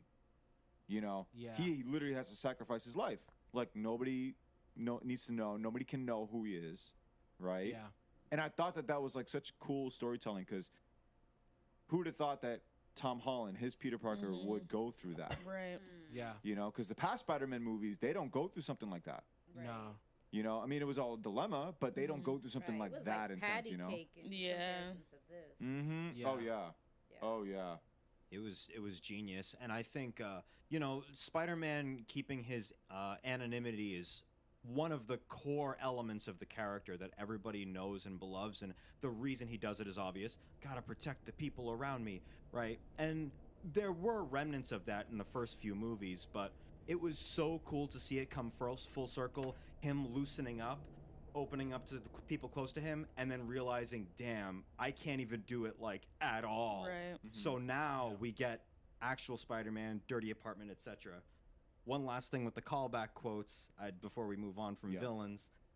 William Dafoe saying, you know, I'm something of a scientist myself. I loved it. It was good. That was excellent. That was Excellent. 10 out of 10. I don't think anybody was said, expecting him and to the say camera that. It pans was down. so Yeah. good. I'm like, he's gonna You know, say I'm it. something of a I'm scientist something of a myself. scientist myself. It was So so good. The good. audience Yeah. cheered in my Yes. theater. I Oh don't know my about God. Speaking of y'all. callbacks, there's so many callbacks. First of all, in this movie, in the fight with Spider-Man and Doc Ock, the suit that Peter Parker's wearing, and then his tie gets cut off. is reminiscent to Tobey Maguire. That's what I same thought suit, too. same color, Yep. his tie's cut off. Mhm. It's the same thing, beat for beat. And I think was he fighting Dr. Octopus in that movie? He was. He was, right? Yes, yeah. Yeah. I think so. I got my Marvels messed up. My Marvels. No, messed up. no, Yeah, no, no, no. Marvels. He was when he was was wearing it- a or was that suit. Goblin? He was fighting Harry. When Harry became the true, second. right, That's right. That's yeah, right. when he that's right. became the second This was Green the Goblin. third movie. Got you. Yeah, so it was a reference to the third movie. Got you. What did you guys think of the Spider-Man Doctor Strange fight? Oh, that was great. Do I have a nuanced opinion on that? It was very Doctor Strangey. I love the mirror dimension. Mm-hmm. Yep. Inception. You call it what you want, but it was Yep. cool. It's cool. Just accept it. Yeah, I don't know. What do I you was guys like, think? more trains. Yeah, I know. I'm just shocked that we didn't see Tobey Maguire in all of them. I know. I Bully know. Maguire. I Tobey turned, Maguire. Yep. I Oh, turned God, to the Rob and I'll be like, memes. what if all the Spider-Mans came onto the train at this exact moment? How crazy would that that be? would be crazy. That would be Actually, crazy. yeah, that would be weird. Yeah. I don't know. You didn't like that he beat him with math? No, that was fine, but I just wish Doctor Strange put up more of a fight before that. I do I feel kinda like agree. the movie A could little have bit, been a little longer. bit. I This- do this think the guy, movie like, could have been body- longer. Like The beginning was very old Loki, chop, chop, not- chop. not cornball Right. Loki, but like Right. almost the to a dangerous fault. Loki. He bodied him. In It 5 definitely seconds, could but have it's like, breathed. They dang, could have let it Spider-Man breathe got you. more. Well, maybe he was And holding particularly the back a Spider-Man little v bit. Doctor Strange Maybe. fight, that I agree with 'Cause Rinaldi. they weren't, like, That fighting could have to been the longer. death. It was more like, Give me the box. yeah, just give me the box. So yeah, Yeah, let us yeah, they were slide. even having a That's discussion my like justification, mid-fight but I when they hear were what on you're top of the saying. trains. Like, I don't think he's looking to defeat him. I Right. think He's just looking trying to take the He's just thing trying back. to like trap him somehow so he can take the box. Yeah, I did like the fact that he used math because I liked how in this movie, Peter was using his intelligence separately from Tony Stark. Because I feel like my complaint with the other Yes. Spider-Man movies in the MCU is like he's using his intelligence in the way Tony Stark would do it. So I like in this movie he was just being himself. He was just like, yo, how would I get out of this situation? Right. You know, using kind of the math knowledge that I have. So What'd you guys think of when you know how Doctor Strange used that move on him and his soul got the pushed out? astral The projection. astral projection, and then he tried to take the Oh, box and he yeah. couldn't because Oh, Spider-Man's yeah. arm kept on moving. because his body still has He still has spider spider sense. sense. Yeah. Yeah, Oh. yeah. His physical body can just it's still the ner- firing it's still the chemical nervous reactions. system. Yeah, it's still firing chemical reactions. That so- makes sense. Mhm. Yeah. I didn't know what they were going for. Yeah, because That was the enlightening. spider sense is defense. Yes. That's all it is. It has nothing to do with his soul. That's really cool. Right. Yeah, Yeah. it's really cool. Like, Neurological. Yeah. yeah. It's a neurological Yeah, I love reaction. the way they do Spidey sense with. Oh yeah, in this movie especially. Yeah. Oh my gosh. Later in the movie, Peter Parker's trying to cure them one by one, right? This is after the fight. He brings them to Happy's house in his apartment, and he starts to cure them one by one. He starts with Dr. Octopus, and that scene was like amazing. How he like quiets the tentacles. Basically, he puts a Yeah. nano, whatever that is, and it overrides the arms. And Alfred Molina's acting in that was just like amazing. It was great. Yeah, and then so one by one he was like trying to help them, and then all of a sudden as he's doing that, like the room starts like going far away. It starts to shrink around him. He's standing up, right? And he's looking around, trying to figure out like, okay, what's up? Something's happening. He's looking at all of them. Yeah. And he, you know, once he knows who it is, he webs him. He webs his hand, and it's Green Goblin. Yeah. Right. And the Goblin's in the room. It's not Norman Osborn anymore. Yep. And that whole scene was amazing. I've never seen Yeah. Spider-Sense like that. I know. Yeah. That was nuts because I didn't know what they were doing the first second it was happening, but I'm like, he senses something's happening, and I was wondering, is it the whole purple thing happening that we saw in the trailers? Like, I didn't know what like were people spilling in now? Like, Yeah. what's going on? And then he literally just sensed that that Gabi was coming out, or that Gabi was out, and that you know something's rotten in the state of Denmark with Norman. And he just webbed his hand. Genius. Absolutely brilliant. I loved it. Yeah, it was really, really well done. I'm gonna have to bring some rain, guys. Bring the rain, Rinaldi. Bring the so rain. I Depress us called- all. Depress us all. I called Gabi in that moment coming out, so it didn't really like what like it because I was like, oh yeah, he's gonna pop out of the sky because the way Electro was hesitating on being cured. I was like, oh, Gabi's gonna Yeah, the setup was predictable. Because Electro's- It was just he doesn't want to be a we regular weren't guy. sure how they were gonna And do then it. You when know. Peter stood up, I was like, oh, Spider Sense. Yeah. So it sounds to me like the things you're feeling about this movie is that it's more predictable than you'd like. yeah. Well, That and some, like I said, some parts it was just like it didn't have the same impact as everybody else. Yeah. Okay. So I'll say this: we had a scene just shy of that actually that showed, I believe it was Doc Ock and Norman in a room, one of the side rooms. They were working on that Stark Tech or whatever, working on one of the cures, and you saw the way the camera ominously panned behind Norman. That was your hint that he had changed. So I don't think it was meant to be like an oh my god surprise that he was the Goblin in the next room in the next scene. I think it was set up in that previous scene, but I think they were trying. The selling point and the wow moment of that scene, at least for me, is the utility of Spider Sense and the fact that Tom Holland's Spider-Man, his Peter Parker, detected it. That was like the whoa, he actually sensed it. Because you would think like in some traditional movie, what would actually happen in some generic movie is like he would botch somebody's thing, put it on them, or botch a thing, or and then nobody would find out, and then it would mess up that person. But no, he actually got caught, like before even like finishing trying his thing, and then he had to use his sinister dialogue to turn Electro and make things change up.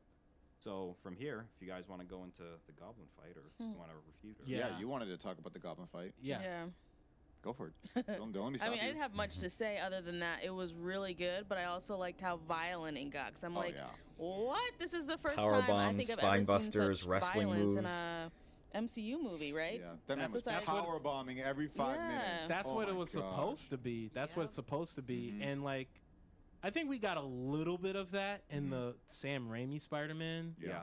Because Peter was bleeding from the nose when they fought in that little, like, what was that, cavern or whatever? that third act fight in the Yeah, Raimi it film got is pretty bloody. yeah, pretty messed up. But I think this Tom Holland Defoe Goblin fight was that it took that to another level. Yeah. So that was intense. And I don't think Spider-Man has ever fought, or Tom Holland Spider-Man has ever fought someone so venomous, Like, I mean, Mysterio can't fight. Vulture was trying to hold back because he just wanted to steal stuff. Yep. And Thanos was he had some, he was like Gamora, This is someone that's just like, yo, I'm evil. Yep. And he does not. I'm like gonna here to Spider-Man. Exactly. beat None of you these up, characters None like of the Spider-Man. like beat But you yeah, up. but In-game. he hates Spider-Man. I Yep. feel like all these other people dislike him. Yeah. He's like, I don't. You're a pest. You're annoying. Yeah, but he's like, so that was what cool about it. And I think Tom Holland and William Dafoe, they were acting through the fight. Like, I could feel their emotions in the fight, and those are the best fight scenes. Yeah, and I'll expand on that even further. When we were talking earlier about Tom Holland's acting, the first thing everybody's generally going to think of course, is how emotional Tom was in the moments that he needed to be. But his acting and the way he emoted and stuff during that fight to sell it, my God, like that whole fight sequence was just incredible. And the spine buster, the throwing him through the glass, and as you said, the brutality of it. It was literally taking that goblin from the Raimi-verse and throwing him into happy-go-lucky Disney MCU and being like, this is the Raimi Goblin. Yeah, Goblin said, I'm about to knock this all over. Like, nope.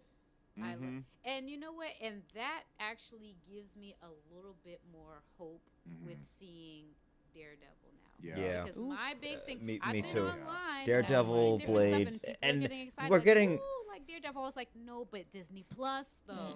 I have no faith. Christmas fight. See here, I want to expand on this a little bit more. We're getting Deadpool, and it is going to be rated R. and it is going to be in the MCU. So I do need people to chill out a little bit with the whole, oh, but it's Disney, Marvel, it's going to be all kiddie and childish. And I'm like, everybody on the podcast agrees with me on this. I'm just saying in general for everybody else. Like, we're done with that notion. Yes, there's lots of positive, lots of hokey humor, lots of Disney, Teen Nick looking type stuff, right? Especially in some of the Disney Plus shows. But Marvel does have the capacity to go there. I want you to think about the frame of Thanos grabbing Loki by the neck, an opening scene of Infinity War, Loki squirming, his eyes turning like beyond bloodshot to turning pale, and literally hearing the sound of his like trachea or his whole throat just collapsing. And then getting dropped right on the floor. The camera didn't pan away of his face. It looked at his face. Is that Disney to you? Exactly. So enough. Same thing with that goblin fight. Is that Disney? No. It's Marvel. Stop. Like, people need to stop with the whole, oh, they won't go there. Oh, they're not dark. Oh, they're not this. Enough. We're getting rated R Deadpool. I cannot wait. Can't wait to see how brutal they make it. And to see how far they go to actually quell this notion once and for all. Yes, I would prefer it if they didn't go as far in the happy-go-lucky direction. But I am not skeptical of their ability to make dark stuff. And I'll leave that there. Yeah, but if they can do that, then then perhaps this can work. So that gave me a lot of faith about some stuff. Oh man. Yeah. But no, Goblin was not playing. And y'all know how I am. I'm like, give me the blood. You know what I mean? No, you got it. You got it. How you feeling? Yeah, no, I felt great. And when I said, no, I was watching all this stuff like all the way up until the end, and I said, ooh, this might not be for kids. Excellent. Like, I was just like, this is great. Yep. Same vibe. I love that. Let us know what you think of everything we talked about in this episode. You can write to us by emailing marvelousfriendspod@gmail.com. You can also call and leave us a voicemail. That number is 617-299-6644. Let us know about everything that you've heard in this episode, or if you want to say hi to us, that's fine too. Marvelous Friends is available on Spotify, Stitcher, and Apple Podcasts. To our Apple Podcast listeners, write us a review and let us know your thoughts. For more fun, unexpected, and low-key ratchet Marvel content, you can follow us on Instagram and Twitter at @marvelous_pod. You can also like Marvelous Friends Pod on Facebook and subscribe to our YouTube channel. Don't forget to hit the notification bell so you can get updates on all our latest uploads and behind-the-scene content. Links to all of these platforms and more are in the show notes of this episode below. This is the Marvelous Friends Podcast.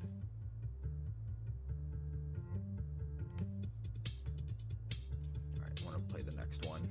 Peter 3. We know your time is valuable. Thank you for holding. Someone will be with you as soon as I'll possible. be right back while that plays. What did we think of this movie? I'm giving this movie a B-. Odin reminds me of a Haitian father. This is. It feels like the comic brought to live screen. King, you can slap your name on anything. Who's gonna stop you? It's Odin's. This is. If this is the story they're going for, can we buy a cheap table so I can flip it? Alright, everybody, we got a curfew. By 9 o'clock, Odin's. Dang, can you edit that out? And now, This is. Marvelous Friends. Marvelous Friends. Welcome to the Marvelous Friends podcast. You are now listening to Marvelous Friends. So you think Peter Parker gonna be a goofy kid now after that Absolutely fight? not. No, Absolutely not. And that's what I'm saying. That's what I've been talking to you guys about as we were like leading up to this movie. Like, he can't be in high school anymore. He gotta grow up. Like, if he's still a teen after this movie, like I was saying that like yeah, I might have to write Spider-Man off, which is really hard for me because like Spider-Man's my childhood. Yep. So but I was telling y'all that I'm like if there's not some developments, I don't know. I don't know about this. Yeah. So. Speaking of developments, because we're talking about Willem Dafoe, we're talking about Green Goblin and brutality. We get something I didn't see it coming, right? That whole building where it's Happy's apartment, that whole building was demolished. Yeah. He pummels away at Peter. And then in the same way in Sam Raimi's movies that Green Goblin dies, the glider bashes through the front door and hits Aunt May. And it was that moment when I was like, is she dead? Yeah. And then she got up, she got to her feet, and I was like, oh, okay, cool. It was actually Peter Parker that had a hard time. Yeah. I was like, okay, so they're talking, and they're catching their breath, and he's apologizing to Aunt May, and he goes, I'm sorry, this is all my fault. This is way too much responsibility. And of course, when you say responsibility in a Spider-Man movie, it opens the door for the famous phrase that we've been waiting for in the MCU, with great power comes great responsibility. And what did you say about that quote? I don't remember. Oh. Oh, wait. No, like, you remember. After you say that line, you have to die. Yeah. Basically. Yeah. There's no coming back from that. There's no coming back from that. Like that. There's no coming back. And as they were walking, she goes to the ground. Bruh. And that scene. Yeah, that devastation. Oh, my gosh. I just let the tears do what they wanted to do. Teared up. Oh, yeah. Oh, yeah. That was Tom Holland, man. Like, that overall. And then it's not every like movie Uncle he's Ben in. I think with the exception of Civil War, I didn't he see that got coming. When the glider first all came broken through, up. I thought she was gonna get impaled like Goblin did in the movie. I'm like, oh my gosh! But then They're not when there she yet. got up, I was like, okay, I think we're good. And then it was too emotional. I don't think she should have gotten up. No, why? Okay, why? Because she got impaled by basically a car. Like that was essentially like a car going 100 miles an hour. I was like, Yeah, but these villains also shouldn't be in this universe. So, well, no, I'm not. It's a comic book movie, is what I'm saying. No, but what I'm saying, that's not what I'm talking about. So, no, I love the scene. The scene was beautiful. It was just like my mom's a nurse, so I was like, don't like my mom's a nurse. So sometimes I think through these scenes like, don't get up. Yeah, that's the worst thing you can do. Oh yeah, like, moving around when you have an injury. No, yeah. I wonder if that was deliberate on the producers. I think it was just they were just freaking out because this guy that they trusted betrayed their trust and beat them and threw them all over the place. I think the reason they made that decision to make Aunt May get up was to like son of a nurse, like, don't get up. throw off But the audience. scene was I think it was very purposeful because the normal, the cliched thing would be she's down. Also, like Happy's realization too when he pulled up. Peter gets up, goes over to her. May, are you okay? Don't die, don't die, don't die. Calm down with And then but he. I think they wanted to save that moment where she's laying down and Peter's over her, consoling her and everything for when she's actually dying, and they wanted to have a moment for the responsibility quote where she wasn't dying right away. Yeah, and this is someone who Happy's taken on because of Tony Stark. Yeah, and now he's going through this. Like, and he's helpless. He can't help Peter. He's getting arrested. So that man, I feel so bad for for Happy. That whole scene. Yeah. Everything. And then the cops start shooting. Yeah, that. I'm like, oh my gosh. Yeah. This kid really cannot get a break. No. Yeah. Wait, Fergie, did you have a thug tear? No. I know she didn't. I know she didn't. These are scenes she falls asleep in. Wait, what about Aunt May? No, I was awake the whole time. No, she was awake, but it was sad, but I didn't cry. I see, but you were like, uh-oh, you gonna die because you said that line. I know, yeah, exactly. Did you at least feel anything? No, that's a no. Wow. That's a no. No, I did. It was emotional. I can acknowledge that it was emotional. You can acknowledge. You can tell your brain that this is emotional. Basically. This is an emotional scene. Hey, I did that with several scenes in this movie. This scene is really well done. Yeah. It's a well done scene. Be happy. Cheer! Yay! Wow. Oh man! And so he disappears. At like, what do you do, right? Yeah. So he disappears.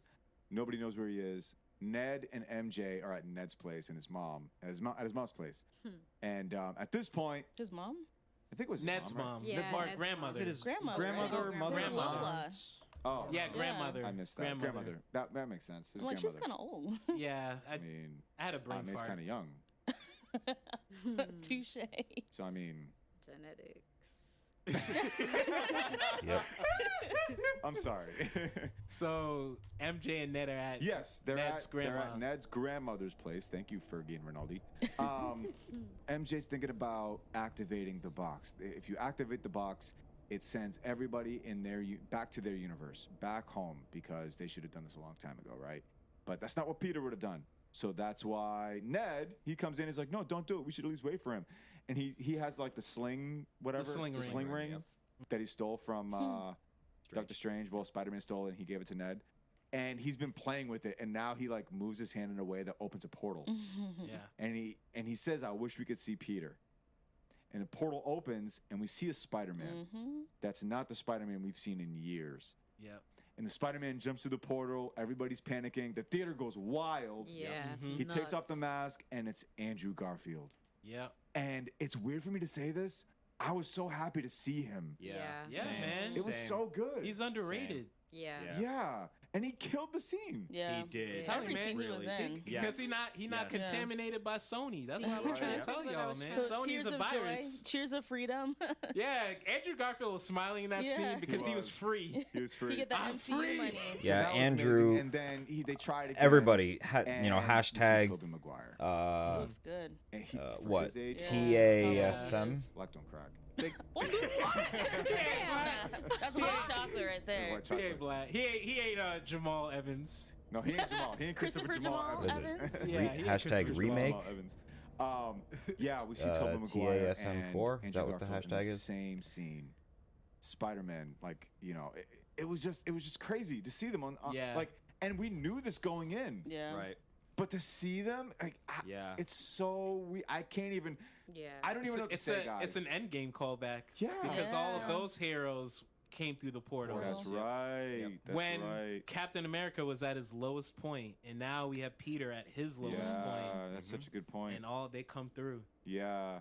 You guys like that interaction, just like with the two Spider-Men and then MJ and Ned? What do you guys think about anything that stood out to you about those it was that great. interaction? Yeah. It was funny. Yeah.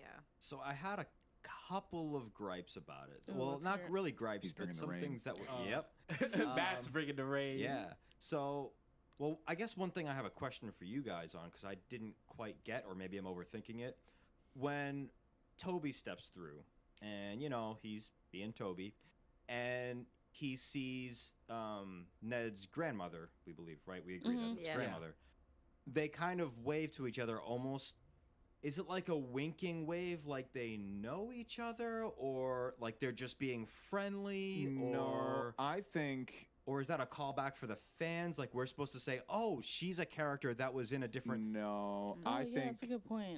that's a good point. I see what you're saying, and I can see that people are like, wait a minute, do they know each other? Yeah. Like, Yeah. I think it's almost like think of like an abuela or like I don't know, like Sure, yeah, like yeah. you know, someone who's not from here. She's a grandmother, and you know, there's a nice, charming boy. Like there's no attraction or anything, but he's just like, oh, Gotcha. he's such a sweet boy. Yeah. Gotcha. And that would be Tobey Maguire's Spider-Man. My immediate thought after seeing that, I thought was like, oh, wasn't there an Asian old lady in one of the Spider-Man movies playing That's the what music? I was But I'm like, wondering. there I were was two like- different old ladies. So Yeah, I was like, Yeah. am I supposed to like Two know different that Yeah. they connected at some universe? Yeah. And then I that made me think about her interaction with Andrew when she first saw him and she like threw a shoe at him or Oh, something. I was true. like, That's a good why point. is she? Well, I mean, maybe because he's big and different, and I don't know. I don't know. Maybe But she- yeah, I thought maybe it was I'm because overthinking it. But Toby was just wearing regular clothes. I think that's Oh, how I yeah, interpreted maybe. it. Yeah. Oh. Whereas Andrew was in a spider costume. She's like, "What the heck is this person in a mask?" And Yeah. That's whereas good. Toby's just a regular looking guy, and he's he's Toby. He's kind And of this is a grandmother who watches the news, and so at this point, she's like, oh, that's the Spider-Man. guy who killed somebody. Mm. But Toby's just kind of a dorky, nice guy. True. Yeah. I thought it was interesting that the first time we see them in the MCU, their first appearance is the best half of their character. So when Andrew Garfield comes in, he's as Spider-Man. Mm. He's the best between.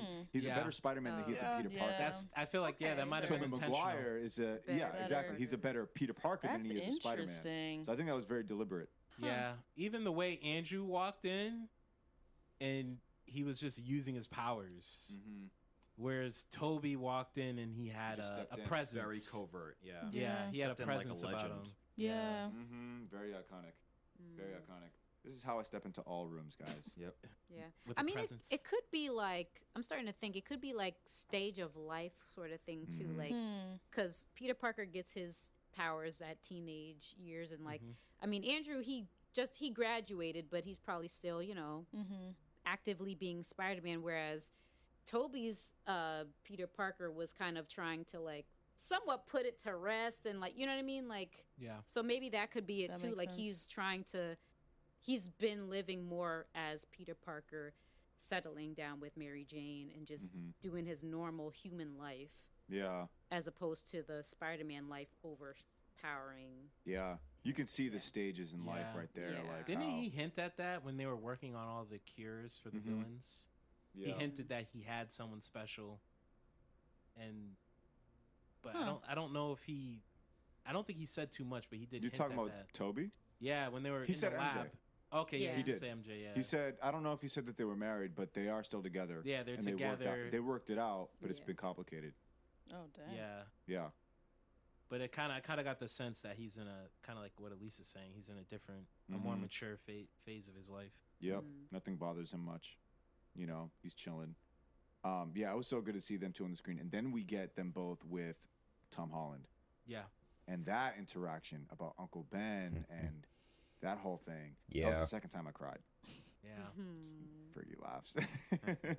Judging my tears. I mean, the way Toby even said it, like Uncle Ben, he just the way he said it, it was just like the way he would say it in the movie. Yeah. Yeah. Mm-hmm. He says it all quick, Uncle Ben. Yeah, no, it was such a good scene, and when they and both then he mentioned Gwen Stacy. He mentioned Andrew, Gwen, he like mentioned Gwen Stacy. he felt like he failed her, you know, because Tom Holland Spider-Man feels like he failed Aunt May, and Andrew was like, well, I failed, you know, Gwen, you know. Yeah. When Andrew said, you know, he referenced Gwen, she was my MJ. The look on Tom's face, it was very subtle, but I was like, light bulb went off. Like right in that moment, I could tell because like I don't think he really deeply, truly fathomed losing MJ. But it's like he sees a Peter that did, and he's like, what? This is possible. How do I process this? I didn't even catch that. Yeah, it was really subtle, but I picked up on it a little. Yeah. I loved all of them together, all the scenes with them. And then, like you're saying, Andrew Garfield, just all the emotional points, he hit every single one of them. And I'm like, oh, dang. Yeah, something I noticed when they were talking on the rooftop, I think Tom Holland's Peter, I think he said he wants to kill him. He wants to kill Norman or Green Goblin. And then they worked in the lab, right? And they were coming up with the cure for everyone. And then... So Andrew Garfield, he steps off the scene. I'm just gonna call them by their actor name. Yeah, it's easier. Yep. And then Or Peter number 3. Peter, yeah, we're gonna get to that. That was so funny. Yeah. But Tom Holland and Toby, they're talking about Goblin. He goes, I've been working on a cure, and I've been thinking about it for the longest time, and I think I have a cure. And you could see on Tom's face, he wants to kill him. He doesn't want to cure him. Yeah. And that's when Peter knows, Tobey Maguire, he knows. He goes, we got to cure them all. We got to cure them all, bro. Like, there's no way around that. You can't kill him. You got to cure him because that's what we do. Yeah. And Tom didn't really, like, respond to that. But that was such a, like, no. I'm going to teach you something here about Spider-Man. And it was such a cool, like, moment. That whole lab scene was really cool. Did you guys catch the meme, the finger pointing that happened? The finger pointing meme? Yeah. Did you notice that? Yeah. Oh, yeah, I remember. Yeah. Did you catch it? I didn't know that it was exact reference to that. I actually was kind of mourning the fact that they didn't do it, but now you've just They saved actually me did it that. twice in this movie. Yeah. They did it twice. They did it once in the lab, and then did it again when they were on the scaffolding. Yeah. And they were all trying to pick who's Peter 1, who's Peter 2, And who's they were Peter going 3. like They were all that. pointing at each other. So it's a reference to Yeah, those memes, man. They killed it. So good. They nailed these. They did a good job weaving them into the story and not making it feel awkward. Oh yeah. Yeah. What do you guys think of Tobey Maguire and Andrew Garfield's interaction on the scaffolding and like just The that whole back talk, cracking? the back cracking? I thought it was fun. I think we needed more fun moments with all three of them interacting, because the next scene was going to be the big fight, and the serious stakes were going to come in. So we needed a pocket of time where we were going to do that. And I thought they handled that pretty well. I thought it was funny. I love the reference of Toby's back, cracking it, and That's a then whole Andrew reference. cracked it. My back. Yep. Do you know the reference? Wait, is that when he when he lost his powers and he fell on the car in and he Spider-Man goes, 2? my back. He never got his back cracked. That's the idea. That's what it is. That's actually what I was going to mention, was that callback to the back cracking, and then they were talking about all the villains they fought. Toby was so legendary. A funny way to like do that, like, oh, I fought an alien too. He was purple in space. Wait, what? It was so funny, yeah. And then Andrew, he was like, oh, I didn't fight any aliens. I'm lame. I'm a loser. He goes, no. First of all, like, you're not lame. Let's talk about that, because you got to work on this like self-talk. You're not lame. You're no loser. You're amazing. You're amazing. You're amazing. He goes, no, I don't know. No. You're amazing. He goes, I needed to hear that. And it's so meta, because it's doing two things. One, Andrew Garfield needed to hear that. Yes. Andrew Garfield needed Personally, to hear that. Yes, actually, from yes. Toby. Because he's actually said that before. Like, he has felt emotionally towards how fans treated his Spider-Man movies. And so that's when he says, I needed to hear that. Such a shame, man. Andrew Garfield saying that. But You're Amazing, The Amazing Sony Spider-Man, really, it's really so perfectly shortchanged done. him. And for Toby to say that, You know, it's similar to I can't Mark think of better Hamill writing. Like, talking it's so about beautifully done. Yeah, and not too over Star the top Wars or just too on the when the nose first, either. Like, I didn't you know, feel when the awkward or when the uncomfortable at all in sequel any of that interaction. trilogy was starting to come That's to why I think fruition. this is such a redemptive. Everybody's like, getting if you guys think redemption. you're gonna Everybody's getting, capture lightning in closure a on bottle again, everything. you're Backtracking, misled. the, That was his You're generally Amazing, like, all Andrew's of that. sentiment as Everybody's well. getting He's closure. like, I think that's it why was the title was heartbreking. called No Way The experience Home, was heartbreaking. because, Like, that sucks, man. like, But I'm so glad he had this you can come opportunity home. You to can, work with people that you know, you actually can, you know, love Like, Spider-Man. it's kind of like that old, like, feeling of, you know, feeling disowned, feeling like you can't go home. You're not good enough. You're not worthy enough to come home. But it's like, no, you can't. You can go back home. You don't have to be the person you were when you got kicked out of your home. Yeah.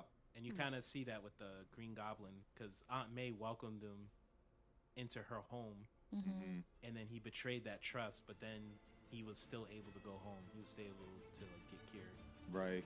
Right.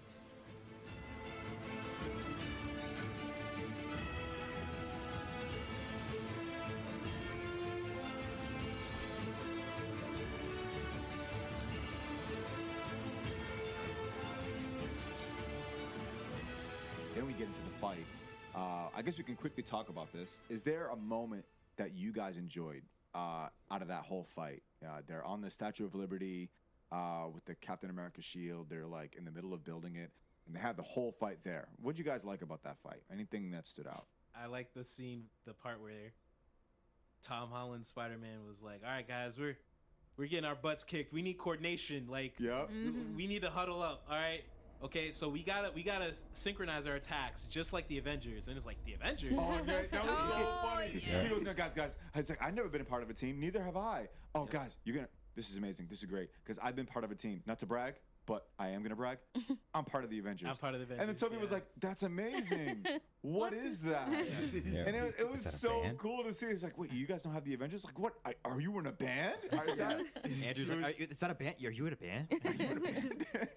Also, it didn't come off as like condescending either. It was like genuine interest into what he was Yeah. saying. It Yeah. was the It's like, perfect wait, balance. what is the Avengers? Yeah. It's Yeah. like, what? And then he tried to explain, and Toby was like, "How's this gonna help? Like, let's just get to it. How's this helping?" And then they start assigning who's Peter, and then Right. he goes like Peter 1, Peter 2, and then Andrew Garfield, Peter 3. It's so funny. Like, it's so meta, like so self-aware. It was meta for me because I felt like I did that during our Amazing Spider-Man 2 review. Like Peter 3, like. Yep. Anything else that stood out in that large Act 3 fight? I like the web slinging coordination that they did when they're the webs connected. I said, "Oh my gosh, look at them!" Yep. You said, "Look at them like they're your sons." Like, That's I mean, they are. I felt They're in a proud. way. I'm just Yeah. like, look it. It's just like, because it's like, look how far Spider-Man has come. Like, Yep. Sony's been trying to do Spider-Man forever. Multiple, like, it just, and yeah, man, it The really last hasn't good been, one is like for 2004 me, like the Raimi ones minus number 3. You know, it was going good. for And then Spider-Man the Amazing 2. Spider-Mans came out and I was just like, and then these ones were starting to be like, I was like, okay, I see something. And then like this one was like, oh yeah, this is it. Yeah. This is where they wanted to be. So I just felt proud. I'm like, they finally found a way. They It's did like it. progress. Yeah. Uh-huh. It's like, yes, they did it. Yeah. Anything else about the fight? I mean, just seeing all the villains, seeing them taking on all the villains. There was one moment that I recall quite often, and it's when Andrew was held up or tied up, and Electro was electrocuting the crap out of him. Yep. That was pretty cool. Yep. That's one thing I'll even say about Electro. Electro felt very, very imposing. Like, oh yeah, this is a guy that throws electricity. Yep. Yeah. Like, that's not to be trifled with. Yeah. Ah, man, he's the strongest one. Yeah, I mean, really on paper, and if you watch the fight, he really is. But then, you know, you take your Goblin, and, you know, he's just like this brute, menacing thing, and you have that persona that comes with it, the level of menacing or sinister attitude that he had. I think that's what made him feel scarier and more evil than, say, Electro. And Electro is a little more passive, like, from a temperamental Goblin was perspective, more too, so. scary. Electro had more power, but Goblin was more scary because you don't know what he's gonna do. The thing with Electro is that, like, in his power, he's almost predictable. Almost. Yeah. Or at least not as predictable as Green Goblin. You just don't know. Yes. Like, one of my favorite scenes in the fight is towards the end after like most of them are healed, and then here comes Green Goblin. Oh yeah, that's Dr. true. Octopus tries to like handle him, but he doesn't. And they get the box back, and before they know it, the one of his bombs are in the box. Right. And the reveal was just like, oh no, The like wild card. yeah, I did not see that coming like at all. I was like, wait a minute, so how are they gonna go back now? Yep.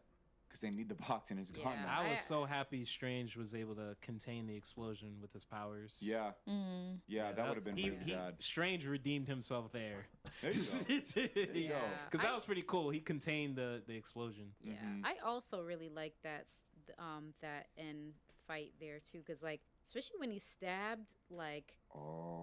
I thought Toby was done. And I was like, yo, this is too much loss. Yeah, that's too true. much loss in the Yeah. movie. That was when I was like, because normally I like the crazy high stakes, whatever, but that one was really gonna get me. I'm like, if he dies too, this is gonna be too much for me. Like, So, wow. do you want to hear something I heard about that? This is a thought or a theory. I think this might be true.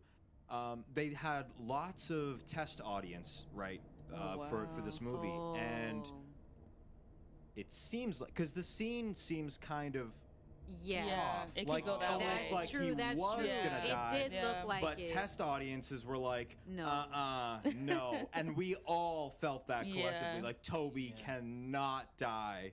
No. Yeah, we they need would him have alive. Now that you said that, Yeah, I think they did that, and they were like, because it was let's looking like back." that's where. Yeah.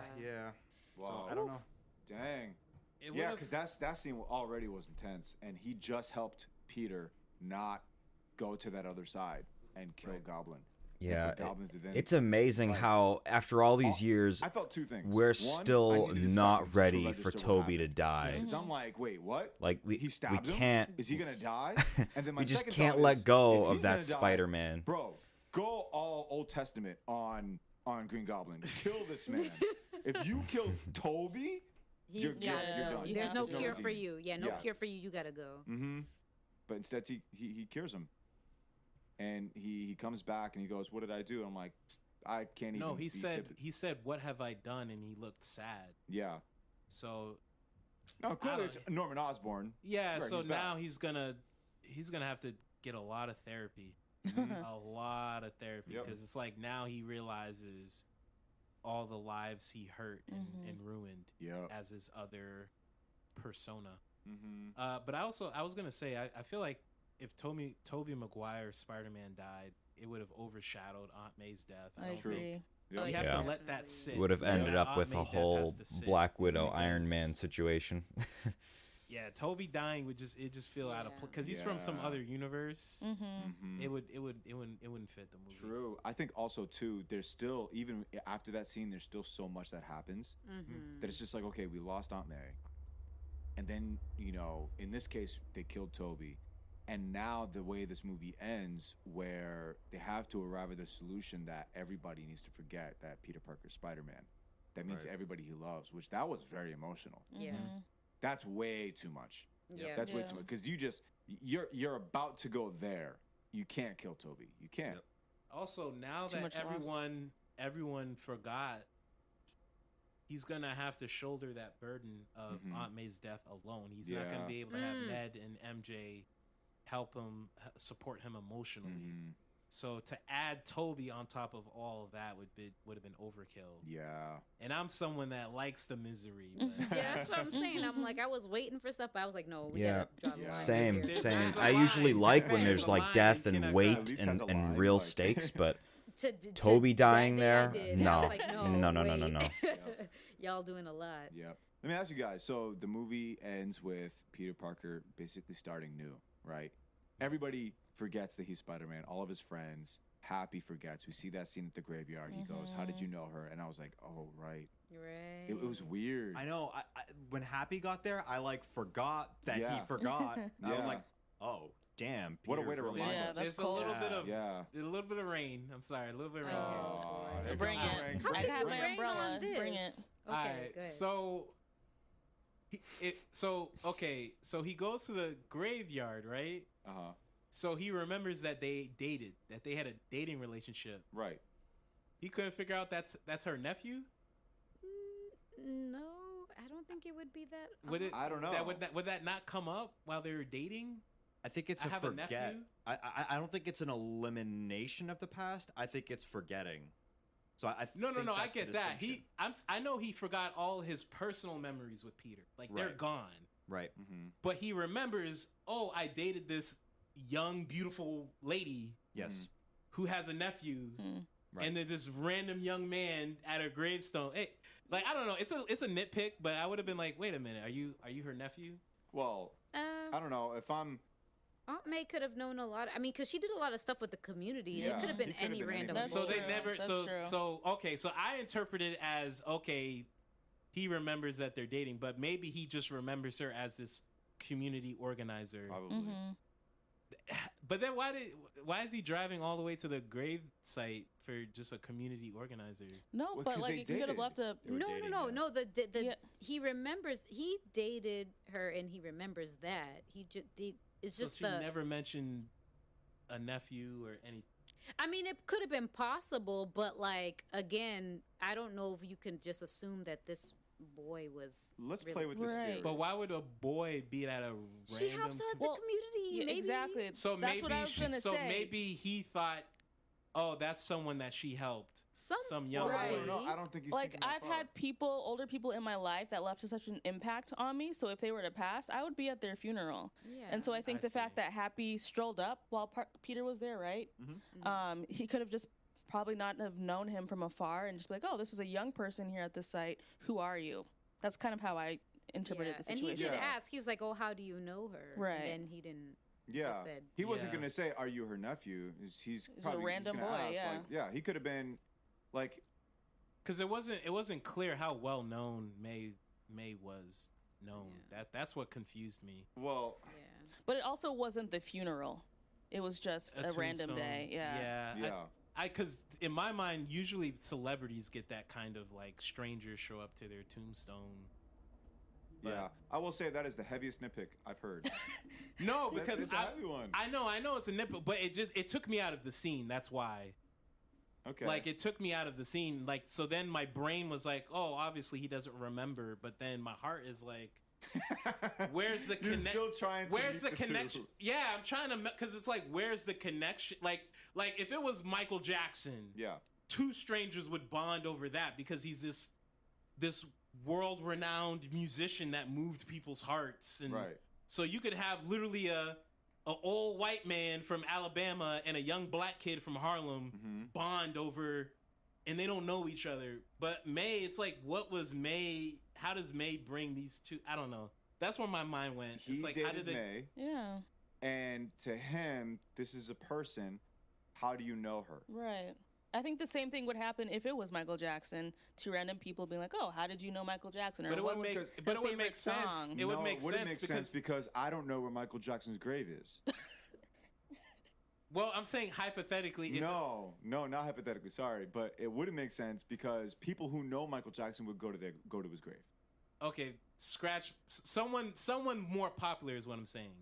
Okay, sure. Because Aunt okay. May is I see what you're saying. Go ahead. Yep. lady who helped the community. Okay. I don't know. It just, yeah, I just couldn't. I don't. I don't know. I think Help it me made. out, guys. I think it made sense to me. Yeah. It makes sense to me, yeah. I think Yeah. you're trying to figure out, like, okay, what parts of her life did he forget if Yeah, it means that he yeah. forgot Peter is Spider-Man? I think that's what you're trying to figure out, right?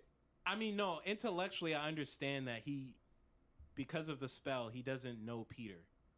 Uh-huh. And so, but because Aunt May is not Peter, he's gonna remember like, oh, we had this relationship. I guess what I'm trying to process is like, how would there be? Why is there a random? I don't know. I'll just go. How did you I'll just know go with her? Fergie. How did you know her? I'll just Yeah. go with what Fergie said. Like she Mhm. helped the community, and because of her impact, a random boy was there. Yeah. You know, mourning. Do I know There you go. everybody in your family? No. There you go. What do you mean? I don't know everybody in her family. If somebody loses someone and each person doesn't know everybody in their family, that person who is now lost has two people come into their grave. They probably never met.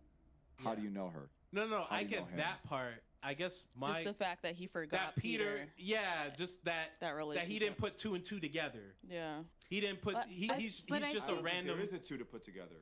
But what I'm saying, why? Okay, so like I said, I'm gonna use Fergie's explanation. Okay.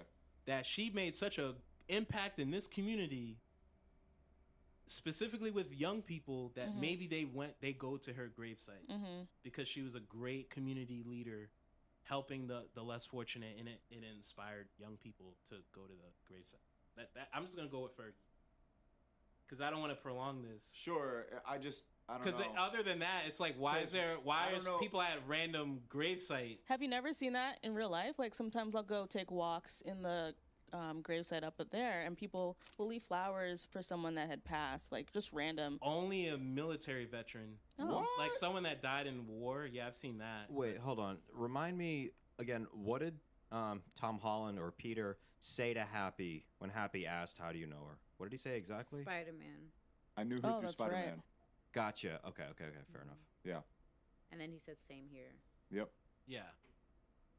No, that made sense because Spider-Man appeared at her charity events. So Right. Yeah. that part, all of that made sense. It I was just don't think there's because we don't know how old Aunt May is.